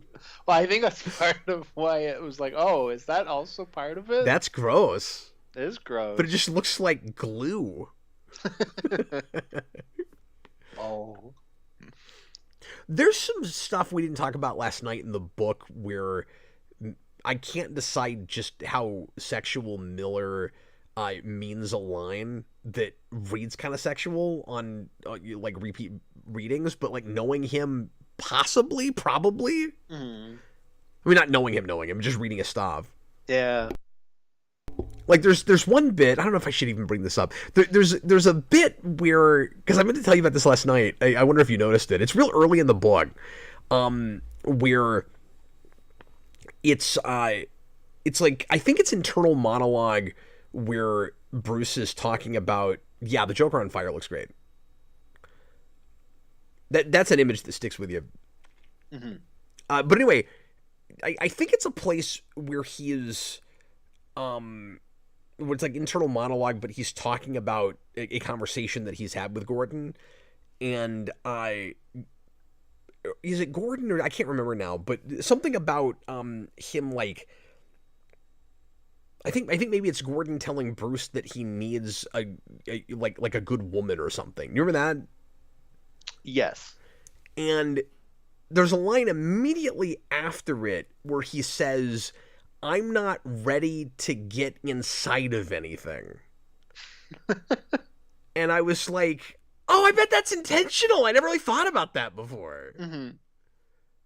Oh, Frankie, did you have boy. that? Tell me I'm reaching. Call me a pervert now. No, that's just true. It's gotta be, right?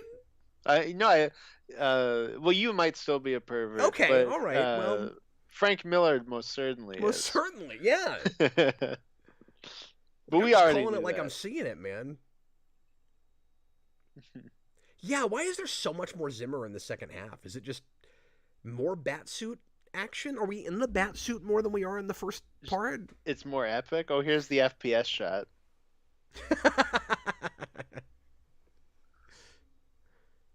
I want to play that game. You're just dodging like missiles and stuff behind cop cars? Yeah, and you're shooting at Batman who's escaping. Did you see the cop that like is right behind Batman and could have tried to arrest him but just ran off? Ran away, yeah.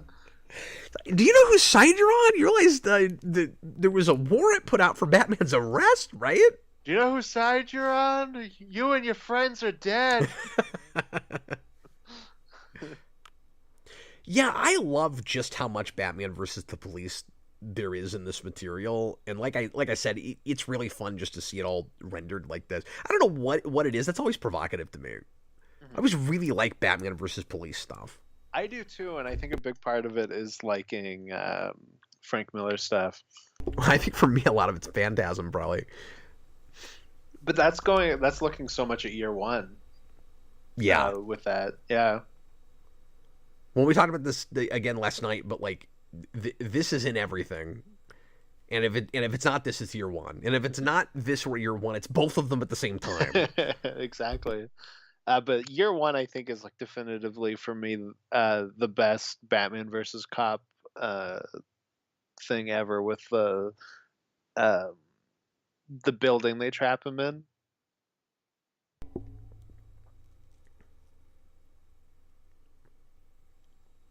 Oh, there's the year one. Yeah, there's that picture. And she's standing right next to it. She's leaning up against it. She's specifically leaning on Gordon's first wife. It's his first wife. What are you doing? And there's a Barbara in this one. Am I wrong? Because I said earlier there aren't any added scenes. She's not in the book, though. No. So this is different because, again, we can't translate any of this to screen if we're not going to have internal monologue in any other way. Mm-hmm. So I guess they felt like they needed at least a nod to his going to get groceries for her, because that keeps coming up in the book, and he's got to have a reason to be out right now, I guess. We get to see her give him the list.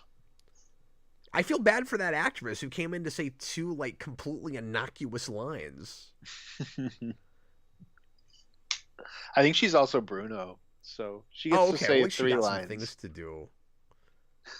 This is the best Reagan part by far. Where he's got the spacesuit. He's in an undisclosed location, and he's like, "Well, turns out those Russians are sore losers." I love all the shadow work and colorization here with Superman.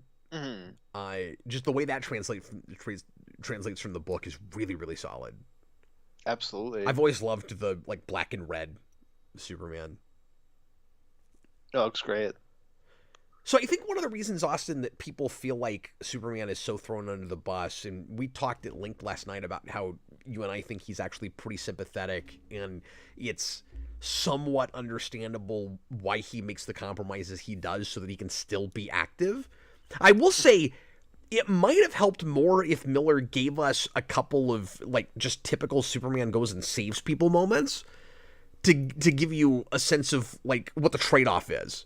Mm-hmm. Like, oh, I've got to be kind of a pawn for the government. I'm doing things I don't necessarily believe in. I know that I'm just like saving their asses, or it's just about PR and saving face. But then I can't save cats out of trees if I don't do that.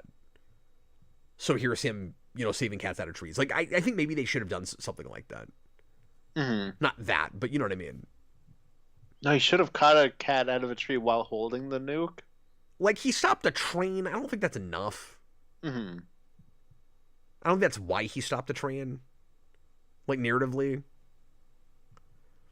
But anyway, I think a lot of the reason that people think he's so thrown under the bus is that Miller is so over the top in the satire with how impotent and incompetent government figures are. And he's working for them. Mm-hmm. And so he gets lumped in with them. He gets kind of lumped in with that. Absolutely. And you're right. Maybe more so here because we don't get his side of anything. Mm-hmm. But in the book, we still don't get anything like enough of his side. And it's very easy for me to kind of skip over his boxes and forget he even has them. There's so few of it. Mm-hmm. No, I think it's there's enough for me to go, okay, like this is why he's not completely thrown under the bus. And none of that's here. So it's just... No, you're right. Is this you saying this is why Superman works alone? Yeah, it is. Is that what you're saying? I also don't think with Superman, I don't think they ever mention that part of why Batman can fight him is that he's weakened because after the nuke, the like sky's blotted out and there's no sunlight. No, there is one throwaway line about it. Oh, is there? Okay. Yeah, where I think it might even be this scene or no, not this. Sorry, it's not this scene. When he suits up to go fight Superman, Alfred says, "No, you can't do this. You're so weak." And Bruce says, "So is he." Oh, okay. So they just mentioned that he's weak. Yeah. But that's the only thing he's been weakened by. So I mean, you should be able to put two and two together. Yeah, but I mean, you can also look at it as just you just got hit by a nuke, but it is technically more than that. Oh, you're right. But yeah, that's true too. Clark, you moron. We did keep that. He wakes up and he's like, Clark, you idiot. You idiot. What have you done?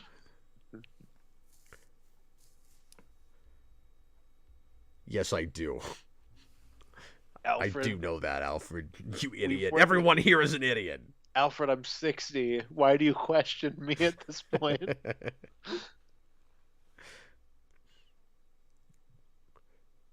Alfred, I'm older than you the last time I was Batman.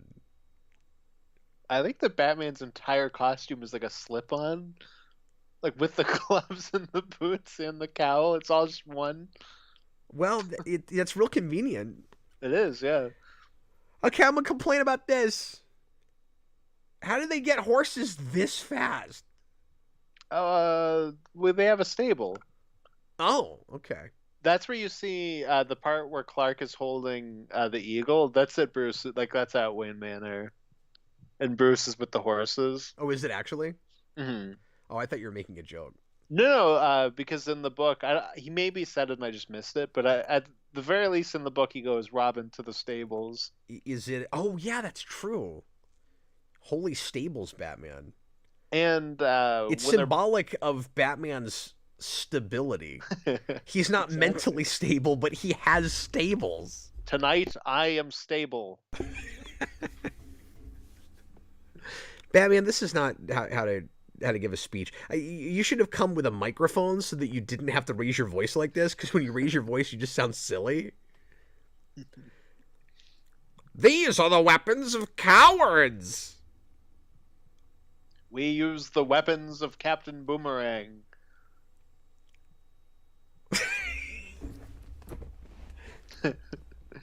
I am the law. He sounds like he's teaching a kindergarten class. Tonight, this is not a tumor. Tonight, these are the cardinal directions. This is left and that is right. All right, boys and girls. All right, boys and ghouls.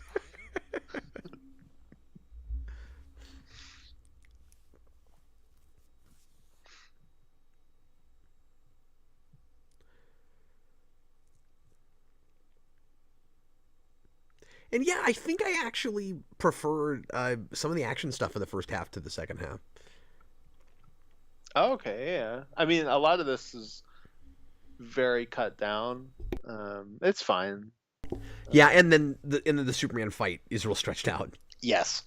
I think my big thing for why I like this one more is just I think everything with Joker for the most part is pretty well handled. Yeah, and some of it even maybe improved from the book. Yeah, exactly. So like that kind of makes up for some of it. Well, and some of this is like just what resonates with you most from the book, because I don't love the Joker stuff as much as you do in the book. I always thought but I actually appreciate it more seeing it here, and like I think the character's more interesting, and I find the places where he's supposed to be funnier. Mm-hmm.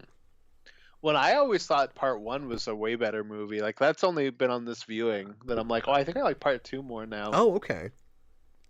Well, I just wanted to break it down and argue with you because it was interesting that we had different experiences with it. Mm-hmm. Absolutely. And because we have 2.5 hours to kill. Exactly. Oh my god, first we have Conan, now we have Norm's hardware store. That's a leap there, Austin. That's a big stretch. There's other people named Norm. No, it's definitely he's gonna come out and be like, stop robbing my hardware store." Well, you know what I want to think, and it probably isn't. I want to think that's a nod to Brayfogle, but hopefully. It's more likely that than McDonald. Did you see? That just reminded me. Did you see the map of Metropolis that Gunn put out for his movie? No, I haven't. It makes me think. Thanks for dating this commentary, though. When they do Gotham, there might be a Brayfogle street because it's like every street is someone. Oh, cool! I hope there is. That would be a wonderful nod to the legacy of my favorite Batman artist. Yeah, and it's like everything from directors to writers to artists to like everything. Well, Brayfogle's an unsung hero of that period. Like he just does not get the credit he should. Absolutely, he's a very good Batman artist. Okay, so one thing I personally find an improvement, and some of it's just in adaptation, it makes more sense to do it this way.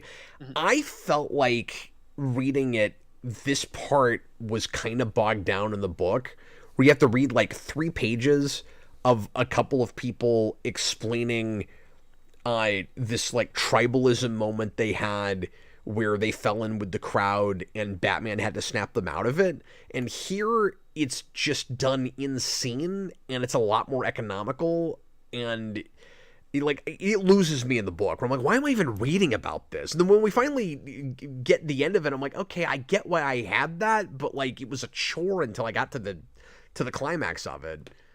So I'm gonna give it. I think they both play for each medium, but because I agree with what you're saying, like it is more economical, but I also think the book version's saying a lot more. Like this is just kind of just generic rioting, while we go to like a little bit further with places like you go into like racism and stuff in the book, and that's the one true. guy like shoots someone for like no reason. It's like, but narratively, I think that could have been handled so much better. I just wish it had happened in scene instead of just people on the news explaining what happened. That's fair. Now, that is a motif that he does a lot through the book, so it didn't come exactly out of nowhere. There's a few places where we kind of stop everything for like a testimonial. Yeah. Yeah, absolutely. I And didn't need this all of that moment. is cut from this, so like that completely disappears through this. I'm sorry, what does? I just said the news stuff kind of completely disappears. Like for a while, like we get like a long stretch without it, and we don't have my favorite bit where they're like, uh, let me explain nukes to you more," and the woman's like, no, we're going to weather now. You Yeah, already told us. and then in a weird way, and I didn't have this with the book, but it's I just didn't notice it in the book. Mhm. In a weird way, the movie, except we've still got the Superman fight coming, but it's almost bookended with a heat wave and then a cold wave. Mhm. You ever notice that? Yeah, the book does have that because it's like it blotted out the sun, so like I there's just been no noticed it more heat. here. Yeah, there's a line in the news where it's like it's been night for like 2 weeks, and that's definitely a reversal of how it starts because it starts in a big heat wave. Somehow, and I don't know if I can explain this really, if I Mhm. can, how well I can articulate this, but just because I agree with you 100% on like Superman not reading a sympathetic in this. Somehow in the book, I don't really question his uh, doing what Reagan says without pushing back at all, and I really question it here. So Mhm. in that scene, and it's the same scene, but like somehow here in that scene when he says, "I I might not be able to take him in alive," I'm like, why aren't you telling him like, can we do anything else but that? Like push back a little bit. I don't Mhm. know. Yeah, I think just because by this point in the book we've seen much more of like a like Bruce, like you're pushing me to this, like please, you need to stop, and it's just escalated and escalated. Well, this movie doesn't really have that from his perspective, at least. Yeah, but I don't know. He's acting like his hands are more tied behind his back than they are because he is Superman, and at the end of the day, if Reagan were to push him, and just the government in general were to push him too far, and he wanted to say no, what could they do to him? Hmm. He is doing this so that he can still operate and I guess not like start a war with the government or whatever. But at some point, you'd think he'd get pushed far enough where he's like, yeah, I'm not gonna go stop Batman just to help you save face and because he's embarrassing you, like, because that's the whole reason at the end of the day. And actually I like that the movie drives that point home a little bit harder than the book does. He just picked up the '89 car. Yes, he did, which is weird because, and like it's neat that it's not exactly the 89 car. It's neat that he has a regular Batmobile, except he talks about the tank like he converted it, like it was the same Batmobile, but he made it bigger and bulkier. And Well, he he also only talks about it needed. like he made it like that well before all of this happened. And I always that's a Miller thing. I always thought Miller should have just had him soup it up later. Why is it already like that? Mhm. That's He one of the just big things that I unsouped it think up. makes people go, he's not Batman. I'm sorry, what? I said he just unsouped it up in like the 3 months between parts. Well, that's not true. Isn't he going to drive up in it? No, I know. There it is. Yeah, what are you talking about? I was joking. how, Sorry. how do you expect your big ass tank to go between alleyways? Like it's so impractical. There's a part later where Carrie Kelly like cuts a corner and just plows through the corner of a building. I'm sorry, I'm just gonna say it. I like Dark Knight Returns and even more talking about it with you, Austin. Mhm. But that Batmobile is the most self-indulgent thing.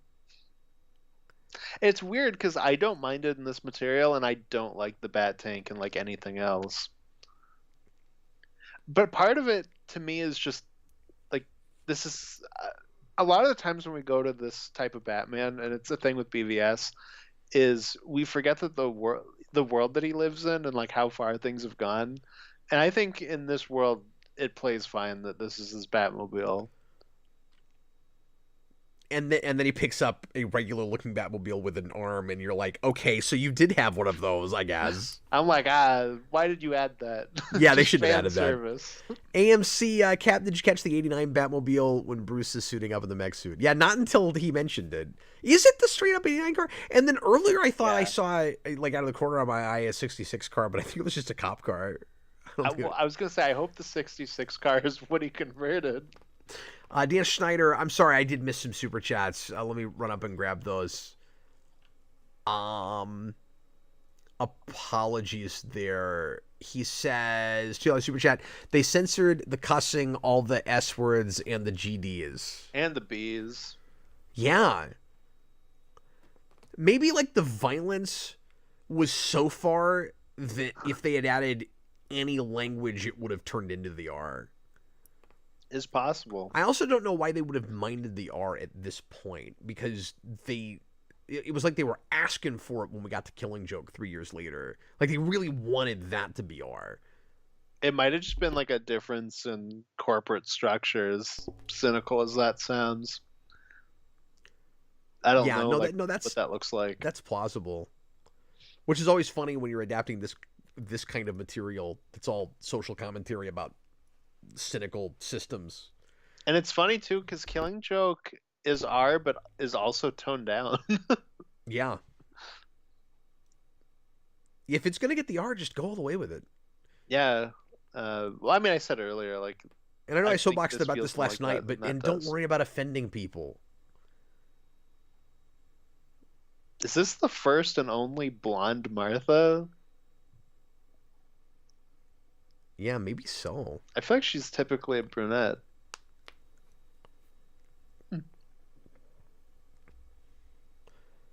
I'm trying to remember what it was. There was a thing that I noticed when I was watching this earlier with a picture of somebody wearing pearls that I wanted to bring up because I thought it was an interesting choice, but I cannot remember where that was. Oh, yeah, I'm not sure. Dan Schneider, $2 super chat. They censor so much, but they leave in Bruno. WTF? Yeah, that was kind of my question earlier, too. The only thing I can figure is they are consistent with all the big iconic imagery. So they're like, it's too much of a compromise to change that too much because everybody remembers it. And so, like, yeah, it's super provocative to have the swastikas. But if we change that, then now we're setting this precedent where we can change anything. Maybe that's what they're thinking. It's because it's a visual thing. When you said that, I have just coined a phrase. For Bruno, it should be called swasta bras. Forevermore, that is what Bruno has. But she's not wearing one. No, that's what's covering. Okay. You know, this whole 2.5 hours will have been worth that phrase. Worth it just for coining that phrase? Perfect. You know, we need to trademark it. Austin needs 50 cents every time somebody says that. I'm going to meet Frank Miller and ask him how he feels about that as a phrase. Frank Miller, can I get you every time Bruno comes up to refer to her as the woman with the swasta bras?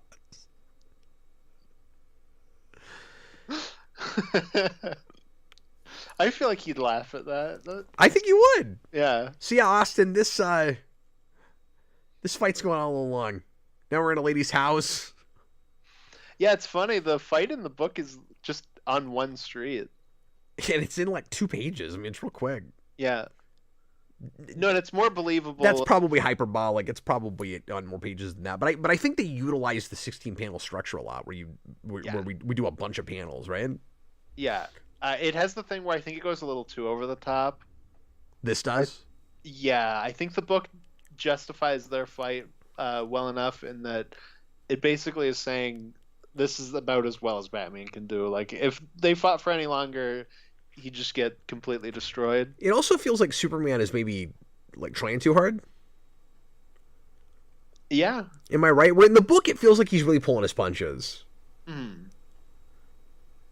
Or do you have a different read on it? No, I agree with that. Superman's not like throwing him through buildings and stuff. This kind of stuff doesn't do a ton for me. Like, I don't come to it for like, oh boy, we're gonna see Superman and Batman throw down. Like, I can't wait to see who's gonna win. You know, the playground, who would win in a fight thing with Superman and Batman. So like, I haven't given this a ton of thought because I'm somewhat indifferent to the notion. Like, it, you know, it's built up to really well in the book. Like, I get why it's there. And I get that it's part of the social commentary. No, it works in the book. Of, I think it's a little long in the tooth here. Like what we've done to our heroes. I also, this is a thing that I didn't think to bring up last night, also, but I was thinking about today, just with the original material.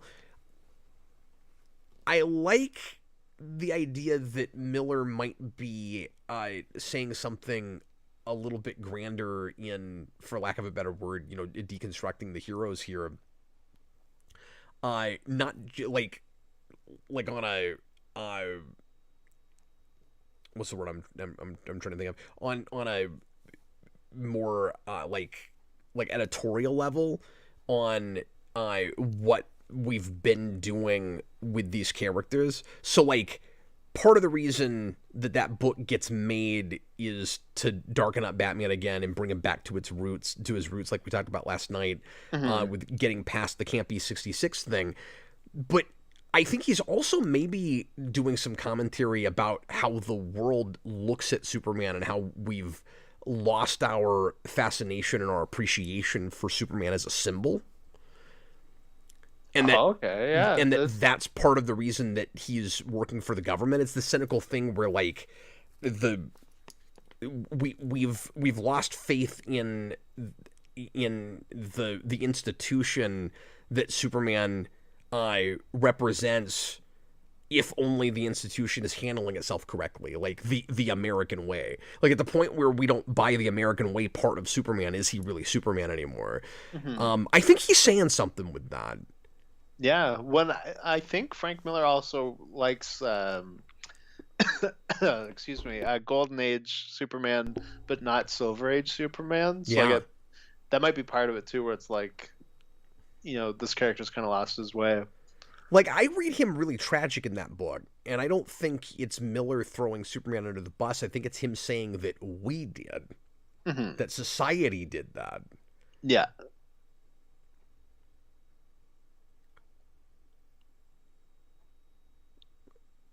And if I'm right, that's a thing that is real subtle and doesn't grab everybody. Yeah, and I really want to read his Superman Year One book. I know that's because it's a modern Frank Miller thing, controversial. No, we should review it. Yeah, I would like to see him tackling just Superman, like, in this world, and specifically his start. Well, and it's also important to note, and I don't think we talked about this last night, that in the original releases of the 4 issues, when you get to the very end, there's a list of like influential people in comics, kind of a you know, thank you list, and he puts the Fleischers real close to the top, which I thought was fascinating.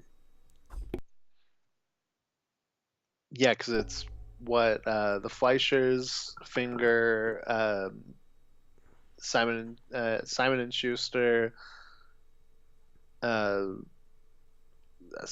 Dick Sprang, and someone else. Yeah, Dick Sprang was in there, and anybody that thinks that Frank Miller like really dislikes Superman is like, oh, Batman's better than Superman, and that's why he handles him the way he does in this book. Just remember, he thanked the Fleischers. Oh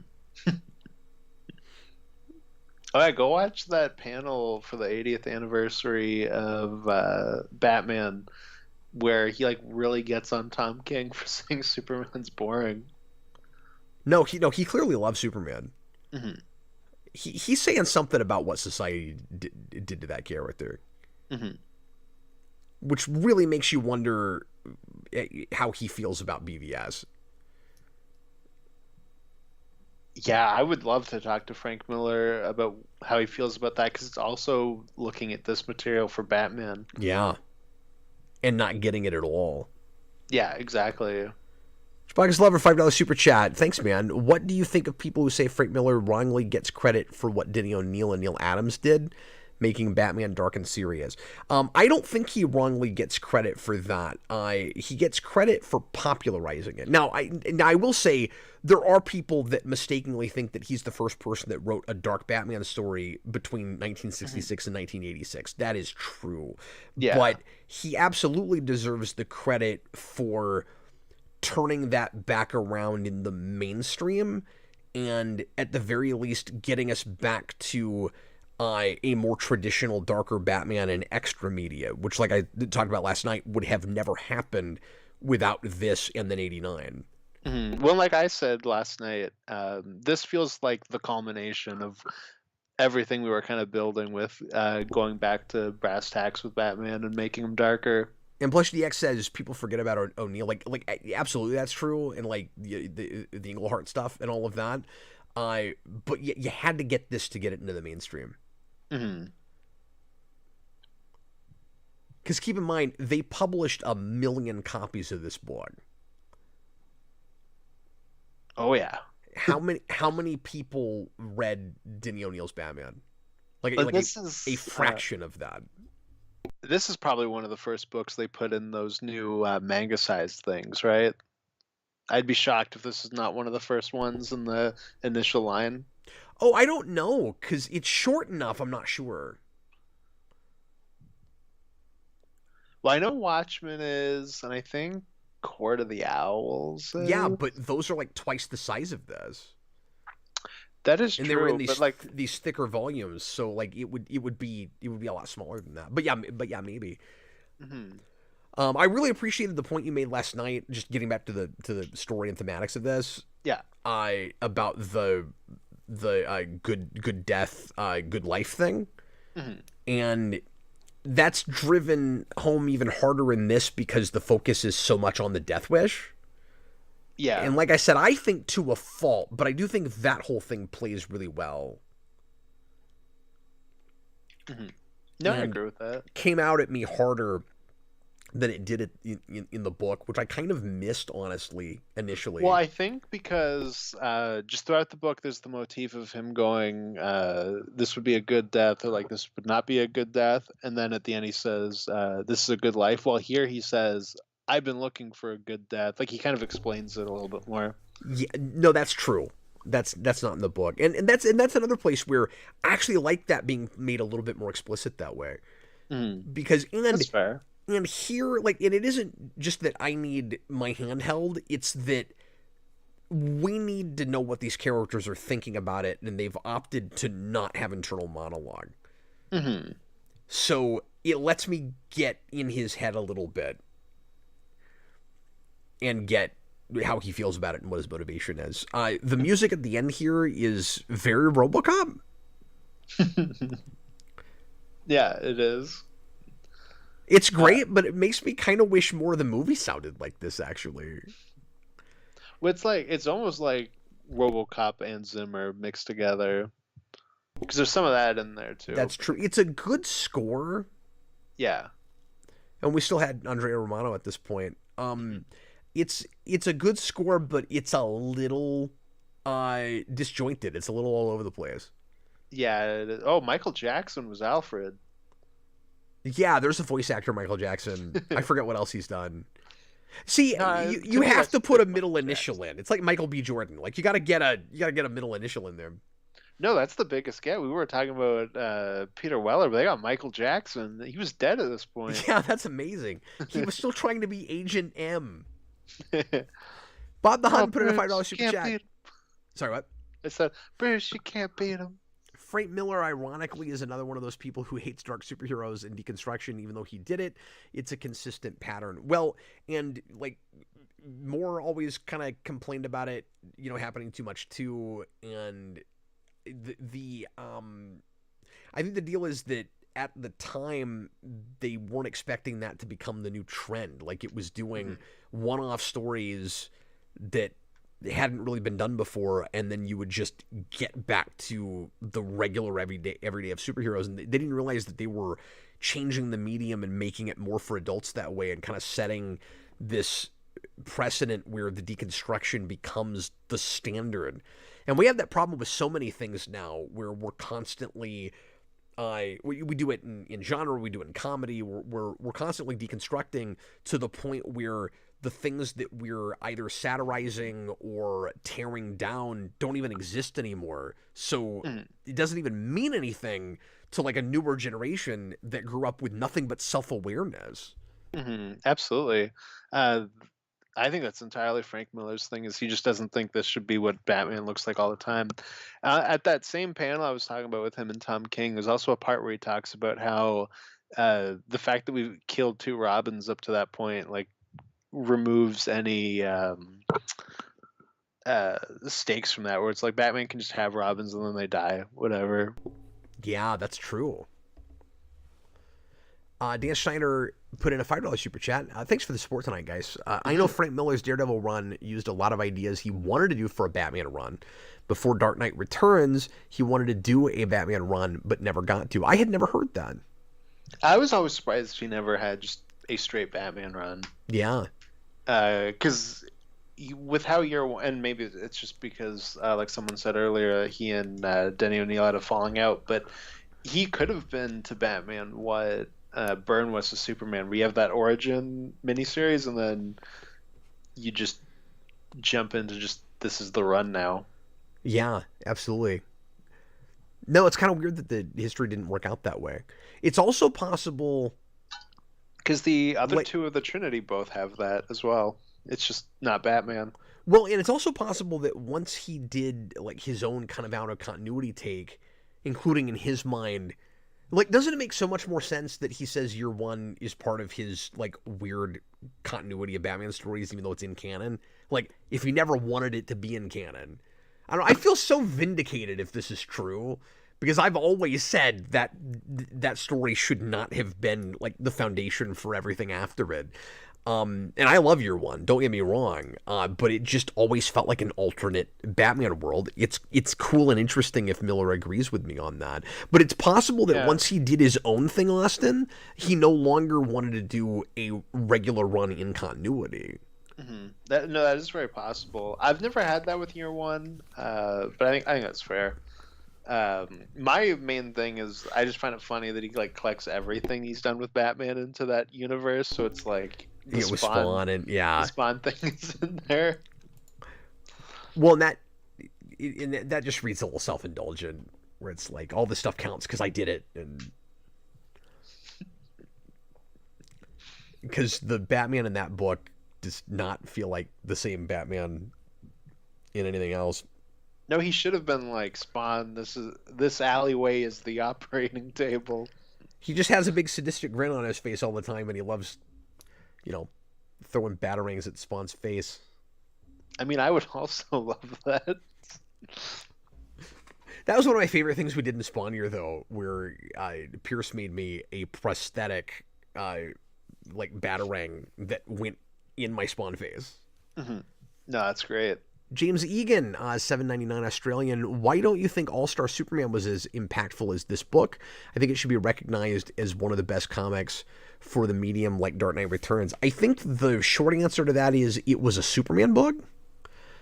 Because for Superman, it is as well regarded as this. Like, when people talk about great Superman stories, All-Star is up there in the same way that, like, you always hear Long Halloween for Batman. Like, it's the first thing people bring up. Like, the death of Superman is the most well-known and constantly, brought back Superman thing, but it's a longer event thing that people don't go back to as much. Like, it's sold well and it's influential and people remember, like, iconic moments from it. But as far as stories that like continue to resonate that people actually go back to, All-Star is right at the top of that, and even more so than things like Whatever Happened to the Man of Tomorrow, I think. Which, when that comes up, people are like, oh yeah, that was a great Superman story, but it's not the first thing people mention. I'm also gonna go with it's also a lot weirder, and it's harder to hand off to somebody. Like, Dark Knight Returns is something you can hand to somebody that doesn't know comics. You can't do that with All-Star Superman. That's a great point. No, it's full of references. But not just that, but like things that would be off-putting to people who don't know comics. Like I feel like Sure. if I were to It's go, too comic booky. Although you could say that yeah, about Dark Knight Returns in some ways. Like there's a lot of to weirdness some in it. degree, but it's also dealing with Batman, so it can't go as crazy. Like Right. you don't have, Superman like storing miniature people like in him and then throwing them at diseased children to cure them. Uh, Yeah, I forgot about that. No, you're like there's right. just a lot of weird stuff in All-Star Superman, and it's a great book, but like I think that's just part of it is that it's not really a book you can hand to the No, uninitiated. to compare them, All Star is more of a love letter to comics, where in a particular period of Superman, whereas Dark Knight Returns is, like we keep saying, going back to the early kind of like Street Crusader stuff. Also, that's one of the ways that you can tell how much Miller loves Superman and that period of Superman, because there's a little bit of Golden Age Superman in what he's doing with his Batman. That I is I true. think that's a thing to bring up that we didn't Hmm. talk about last night. Hmm. But it goes back to that stuff in its initial concept without feeling like it's doing that stuff. Hmm. If that makes any sense. Yeah, And no, All it all Stars, starts like like a big here's love letter to Silver Age Superman. All Stars, like here's Golden Age through a modern lens with more sophisticated storytelling. Mhm. One specifically like the really like ridiculously overpowered Silver Age Superman, where it's like here's like all these new things he can do. Well, that's the other thing too is we had we really got away from that with John Byrne, and there's kind of like a couple of different definitive Supermans for people, arguably in a way that there isn't so much with Batman. So I mean, obviously there's, as I always say, a million and one different ways to do Batman, but at the end of the day, in general, Batman is a like street level dark vigilante whose parents were murdered and he never got over it. And Superman is definitively for people either more of the street crusader or the juggling planets can do anything golden age super. You know what I mean? Like there's a couple of Supermans. Hmm. Yeah, exactly. And sometimes they're the same. But if you can juggle planets, it gets a little bit more quaint when you're just saving cats out of trees. Basically, what you're saying is that when you work at DC one day, you will make three Supermen. Yes, and my intent with that will be for it to get delayed to the point where I have to make it a god awful, uh, uh, prestige format adult book. What is that line? I can't think of it. Black Label. Black Label. Yeah, it'll. I will intend for it to turn into a Black Label book when it gets delayed for too long. And it'll pollute the waters of that great label. Exactly. Although I would argue that the waters were polluted from the beginning, because I don't think Batman Damned is particularly good, and it was the first one. No, very true. I think I've just read more good things later. Yeah, me too. But I started with the first thing they did, and I was like, this kind of sucks, but okay. Maybe it'll get better. Like, the most noteworthy thing that happens is Naked Batman that then got pulled off the stands because people were offended. But, God, Constantine just will not stop talking. What? You haven't read Batman Damned? Oh, okay. No, for a He's second I thought you were reacting to like it started playing a short or something on the movie. No, Okay. I'm talking about in Batman Damned. He just goes Oh, on okay. and on and on. You just shut up, Constantine. So I don't know anything about that book, so I didn't know he was in it. Sure, yeah. He just won't stop talking. That There's was like me two trying to things. explain that. Bruce Wayne's naked and Constantine's just talking Yeah, while Batman's naked. that's what I remember from that book. Anyway, now let's go on to tweet-linked reviews from the audience. Quick plug for Patreon. If you would like to leave tweet-linked reviews for the show, we are doing the Superhero Rewind Commentary Project weekly now. It's every Friday, so you've got loads of opportunities to get a review in that we will read on air. I'm actually going to stop calling them tweet length because some people have been making like slightly longer ones, and I'm okay with that, 2 or 3 sentences. And B, like it's X now, and I don't know if people even call it tweets now. So it's like it's real outdated to say tweet length now. So I don't know. I don't know what I'm gonna start calling it, but short little reviews that we'll read at the end of this. Just the $5 tier gives you that opportunity. And Austin, would you go to the ones on I already have it open. Discord for me? Yes, sir. Okay, so we have Lord GB. We only have two. I'll just say, Lord GB, incredible score and strong voice acting help bring the most epic and powerful Batman comic to life in glorious animated form. Really, just a translation of the book, but a glorious one that uses its medium effectively. And then he doesn't give a score. Yeah, I think that's the first time Gabe's put one in for us, so he might not even know about the ranking system. I think you're right. So yeah, maybe he doesn't. I was kind of shocked. I figured there'd be more reviews for this one. Yeah, me too. I've only got 2 on Patreon. Mm-hmm. Hot Soup. And I wasn't super late on this one either. They had 4 or 5 days. Yeah, no, exactly. Hot Soup. I was a skeptic before watching The Dark Knight Returns. I didn't like how it looked, and the 80s vibe wasn't my thing. But after seeing it, I became a believer. This is considered one of the best Batman stories for good reason and should not be missed. Rating legend. Yeah, I agree with a lot of that. I was really skeptical of it at first as well. This was also not a great period for these animated movies. Like, they were starting to go pretty south because of the New 52 continuity. Mm-hmm. Yeah, absolutely. Well, the Blu-ray for this, the first trailer on it is Flashpoint. Oh, okay. So I'm wrong. That stuff hadn't happened yet. That was the beginning of it. We're like right on the precipice. Because Flashpoint is one of the best of those. I actually like it okay. Yeah, I'd have to rewatch it. I remember not liking it, but John just left. He just put one in. Oh, thanks, John. Yeah, I'll refresh this too, just in case I gotta make sure and start refreshing these because I would say start time, but sometimes somebody will get one in the middle of the show. Mm-hmm. So it's not my fault if I don't read it though, because I did say start time, everybody. So John. So I'll try, but you can't get mad at me though. He says, "I think this works great as an adaptation, and Weller kills it. Rating legend." We did get an extra one.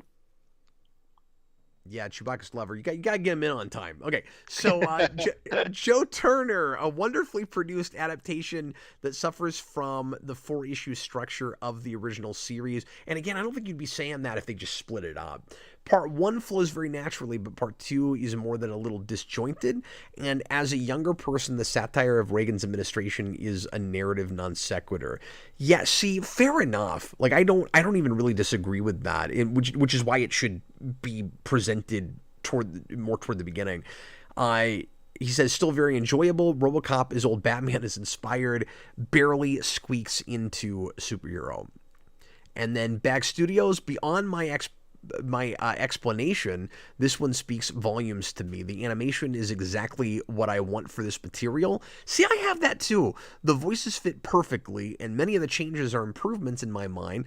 There are small pacing hiccups, but overall, it's a very easy legend for me. And then Chewbacca's lover, pretty good, but I gotta say, I think Michael Ironside should have come back to voice Batman. Joker is perfect, however, exactly how you imagine him in the comic hero. And honestly, I kind of said this earlier, but Emerson really elevates that Joker for me, Austin. Like I kind of middle of the road with that in the book, but I like it a lot better in the film, and I think it makes me appreciate what's in the book better. Yeah, for sure. I was just kind of indifferent before. That's what I was looking for. Okay, Austin, are you ready to do your rating, sir? No. I'm really curious as to where you fall on this one. I've been going back and forth and back and forth. And then watch this, because ranking it will be even harder, probably. See, it's funny. I didn't have a hard time ranking them. I'm having a hard time giving them a score because there's a part of me that's like, okay, will I just do it as a score as one film, or will I score it on both? Because I feel like I might give them different scores. See, I want to say let's just do it as one, especially because we watched it that way, and I feel like, but I'm a little bit mixed on it because on the one hand I want to say, well, they just had to split it into two so they could even make the thing Hmm. because they didn't have the budget to make these the length they wanted to, so they used two budgets for two movies. But then there are choices they made because they split it up that automatically makes it a little bit more like two movies. Like Yeah. we talked about during the review. Like you would have had Joker earlier if it didn't have to be, uh, if you didn't have to have a cliffhanger, and you would have had Superman in the first part if in the first half if it wasn't split in two. Mhm. Yeah, and using Letterboxd to rank it all, like you can't have both. Like the deluxe version, like it does split them. And like I said, like if we were to split them, and I can't even decide yet if I'm gonna give them different ratings or if I'm gonna be uniform. I've been going back and forth on it. I think it is a little bit strange to give them different ratings, just because even if you look at them as two movies, one is on a cliffhanger and then the second one has the ending. You know what I mean? Yeah, but I also think I like one like a bit more than the other too. So like, Yeah, uh, but if you had a long movie that you liked the first half better than the second half, you would still be rating it as one but movie. it also starts as two I movies. know, I It's know. like It's complicated. It's it's complicated. irritatingly complicated. Exactly. No, I don't like it. I don't want to do that though. I mean, personally, if I'm rating them both, they're probably getting the same score Okay, because I so don't have a big discrepancy between them. Like I like the first half marginally better than the second, but it's enough of one piece to me that I'm gonna give them both. If we're doing it with two, they're both gonna. I'll just do it first, and I'll say they're both superhero for me. okay, so if I'm doing one, I'm gonna say it's superhero for me. If you want to have my breakdown of both, I would maybe say that part one is a high hero and part two is a low superhero. Okay. But I will give them both a superhero Well, as don't feel one pressured. You package. don't have to do that. But for That's me, okay, they're but for people who are interested, that's what it is. But as a sure. package, I will give it a superhero. I need to bring up your letterbox real quick. Do you need me to send it to you, or No, I can get it. oh, okay, Yeah, I just forgot to do it. Give that's me. okay. I actually mixed around a couple movies when I was putting these in, uh, so it's not exactly the same for people. Not that I expect people to remember, but Sure. if Yeah, you the were to same watch thing. these in sequence, I might my have list has put changed a little. I might have put Spider-Man 2 in a slightly different place than I said last time. Hmm. But yeah, I'll let you go first. Let me get the browser up here. Okay, so yes, So I'm I continuing without supporting you. Okay, so where did you put? You put it at right after 89. I put them at exactly the midpoint, 14 and 15. Interesting. I am honestly surprised that you've got 89 above these. It was the thing I went back and forth on. I could easily change my mind on that. Sure. I think because I had a weaker viewing on them today after reading the book, uh, that dropped them down below 89. Before that, I would have easily put these maybe even above the original Ninja Turtles and Spider-Man 2. Uh, Wow. Maybe that's a little high. Maybe just under Ninja Turtles, but Sure. And you've still got Moonwalker in your top 10, which is amazing. not because it's perfection. Uh, Split up, Michael go in Jackson different was in this too. directions. Go in circles. You'll lose them that way.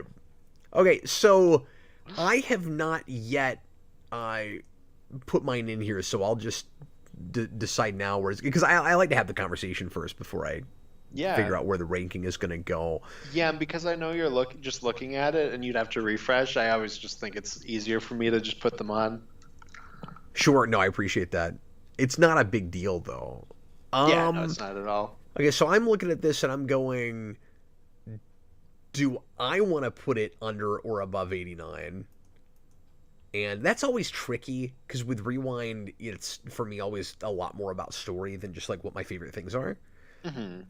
So I should also say that when Austin and I next week start our top 100 favorite movies, we will not be looking at this ranking at all and trying to make it consistent with this because No, I was these are looking at that these are list. different lists. I was looking at that list today, and I was like, oh, I can already see discrepancies between them.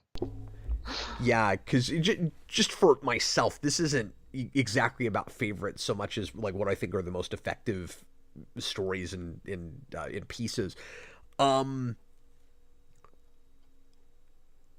I think I might find myself ripping you off and doing and putting it either just under or just above 89. Oh, okay. Because I think, well, like, do they go higher than Spider-Man 2? Like, that's a question. Yeah. No, this is really tough. I'm actually not sure yet. I might cheat here and say I'm not sure yet where they're gonna go because I can also see putting them like sandwiching them between Spider-Man 2 and Powerpuff Girls, or even like just under, or like yeah, like just above Powerpuff Girls. That might be where to put it. Yeah, I just pulled up your list. I feel like that's. I mean, both of them are reasonable places to put it. Put them. Yeah, Uh, this is the toughest we've had for me. yeah. Crazy. But it's definitely better than everything under that. Like once I get to Mystery Men, I know it's above that, which is a movie I like fine, but like and like probably it's even marginally above Shadow. And as much as I love Powerpuff Girls, like it's probably above that. So Mhm. yeah. Anyway, I mean, you can always put them just under Spider-Man 2 for now, and if you come back to this and you're like, oh, you know what, that's wrong. Uh, that's probably what I'll do. Well, anyway, we're gonna reveal the choice for next time, but I have to pull Patreon up and see if it's I changed. already have it, and we finally had a winner squeak out. Did we really? Okay, because it was tied all day long. Mhm. And Austin, would you kindly explain the poll for this time? Yes, what? Wait a minute. What I'm looking at is still a tie. Oh, somebody just voted again? Maybe? Because 3 seconds ago, I just refreshed, and now it's tied. It's tied. Okay. So I'm gonna have to flip a coin or Oh, something. you know what I think happened? What's that? I think somebody maybe changed their vote because I think the other two were not tied before that. Do you have a coin sitting next to you? Because I just realized I don't. I can grab one quickly. Yeah, I maybe can too. I mean, I can also do a coin flipper on my phone. Sure. Yeah, we can just do that. Okay, but yeah, Austin, would you kindly explain what the gimmick for the poll was this time? Yeah, so the gimmick was rewinds of movies that are eligible but new. So from 2020 to 2022. Yeah, because we still have the old, and it might be outmoded, but we're still doing it. We have the old rule where we're not doing anything on Rewind newer than the last 2 years. So I wanted to do recent movies, but not breaking the rule. So 2020 to 2022, which immediately I kind of regretted because I realized just how many terrible movies there are within those 3 years. There's very little to choose from that I got excited about, but I did come up with things. Well, it's funny. So Cap says that to me, and I was like, "Uh-oh." And then I'm looking over the list, and I'm like, "Okay, here are 4 movies that I'd be willing to put on the list for me personally." So I was like, "I'm gonna run with these two." And then I'm Cap pretty sure the picked the two other I two. picked were the other two. Cap picked the other two. So you ended up getting you got a Yahtzee there. You got a Exactly. bingo. I got all 4 really. Uh, so I picked New Mutants and Eternals, uh, more so just because I thought they'd be interesting to talk about as opposed to just being good. And then Cap I picked picked, things that were good. yeah, then Cap picked Superman, Man of Tomorrow, which people were talking about in the comments earlier, and Neat. Doctor Strange and the Multiverse of Madness. And I say that's good. I know a lot of people don't like that movie. I do. We're gonna have a You very both different do, so. commentary for that than most people would, because Austin and I are in probably complete agreement on that. So those are the two movies that are tied right now. That we're going to need a coin flip for. Now, what we could say is if anybody wants to go in that hasn't voted yet, that's a Patreon producer, give them like a minute and refresh. Yeah, we can do that. We can give it a minute and then call it, and then I'll let me do a quick commercial then.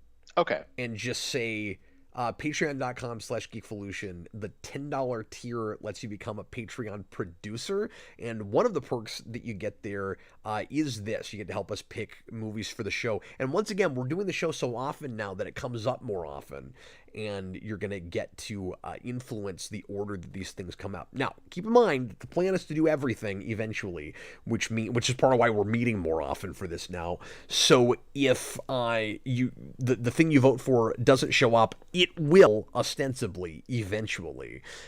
But you also get your name read at the end of every rewind show, and you get to hang out with us on Discord, and there are some cool perks for being a producer. We really appreciate everybody that does that and helps support the channel and this show specifically. Now we're going to refresh the page and see... It's already broken. If it's broken. Oh, cool! Okay, somebody went in and broke it. Appreciate whoever that was. Yeah, and I keep refreshing it just in case, but... So we should have 11 votes now. Yeah, we have 11 votes now, and it's officially broken. It is Man of Tomorrow? No, we're doing Doctor Strange. Oh, wow, okay. Yep. And for those who are that could have interested, gone either it was way. tied between Superman and Doctor Strange. I thought we made that clear, did we not?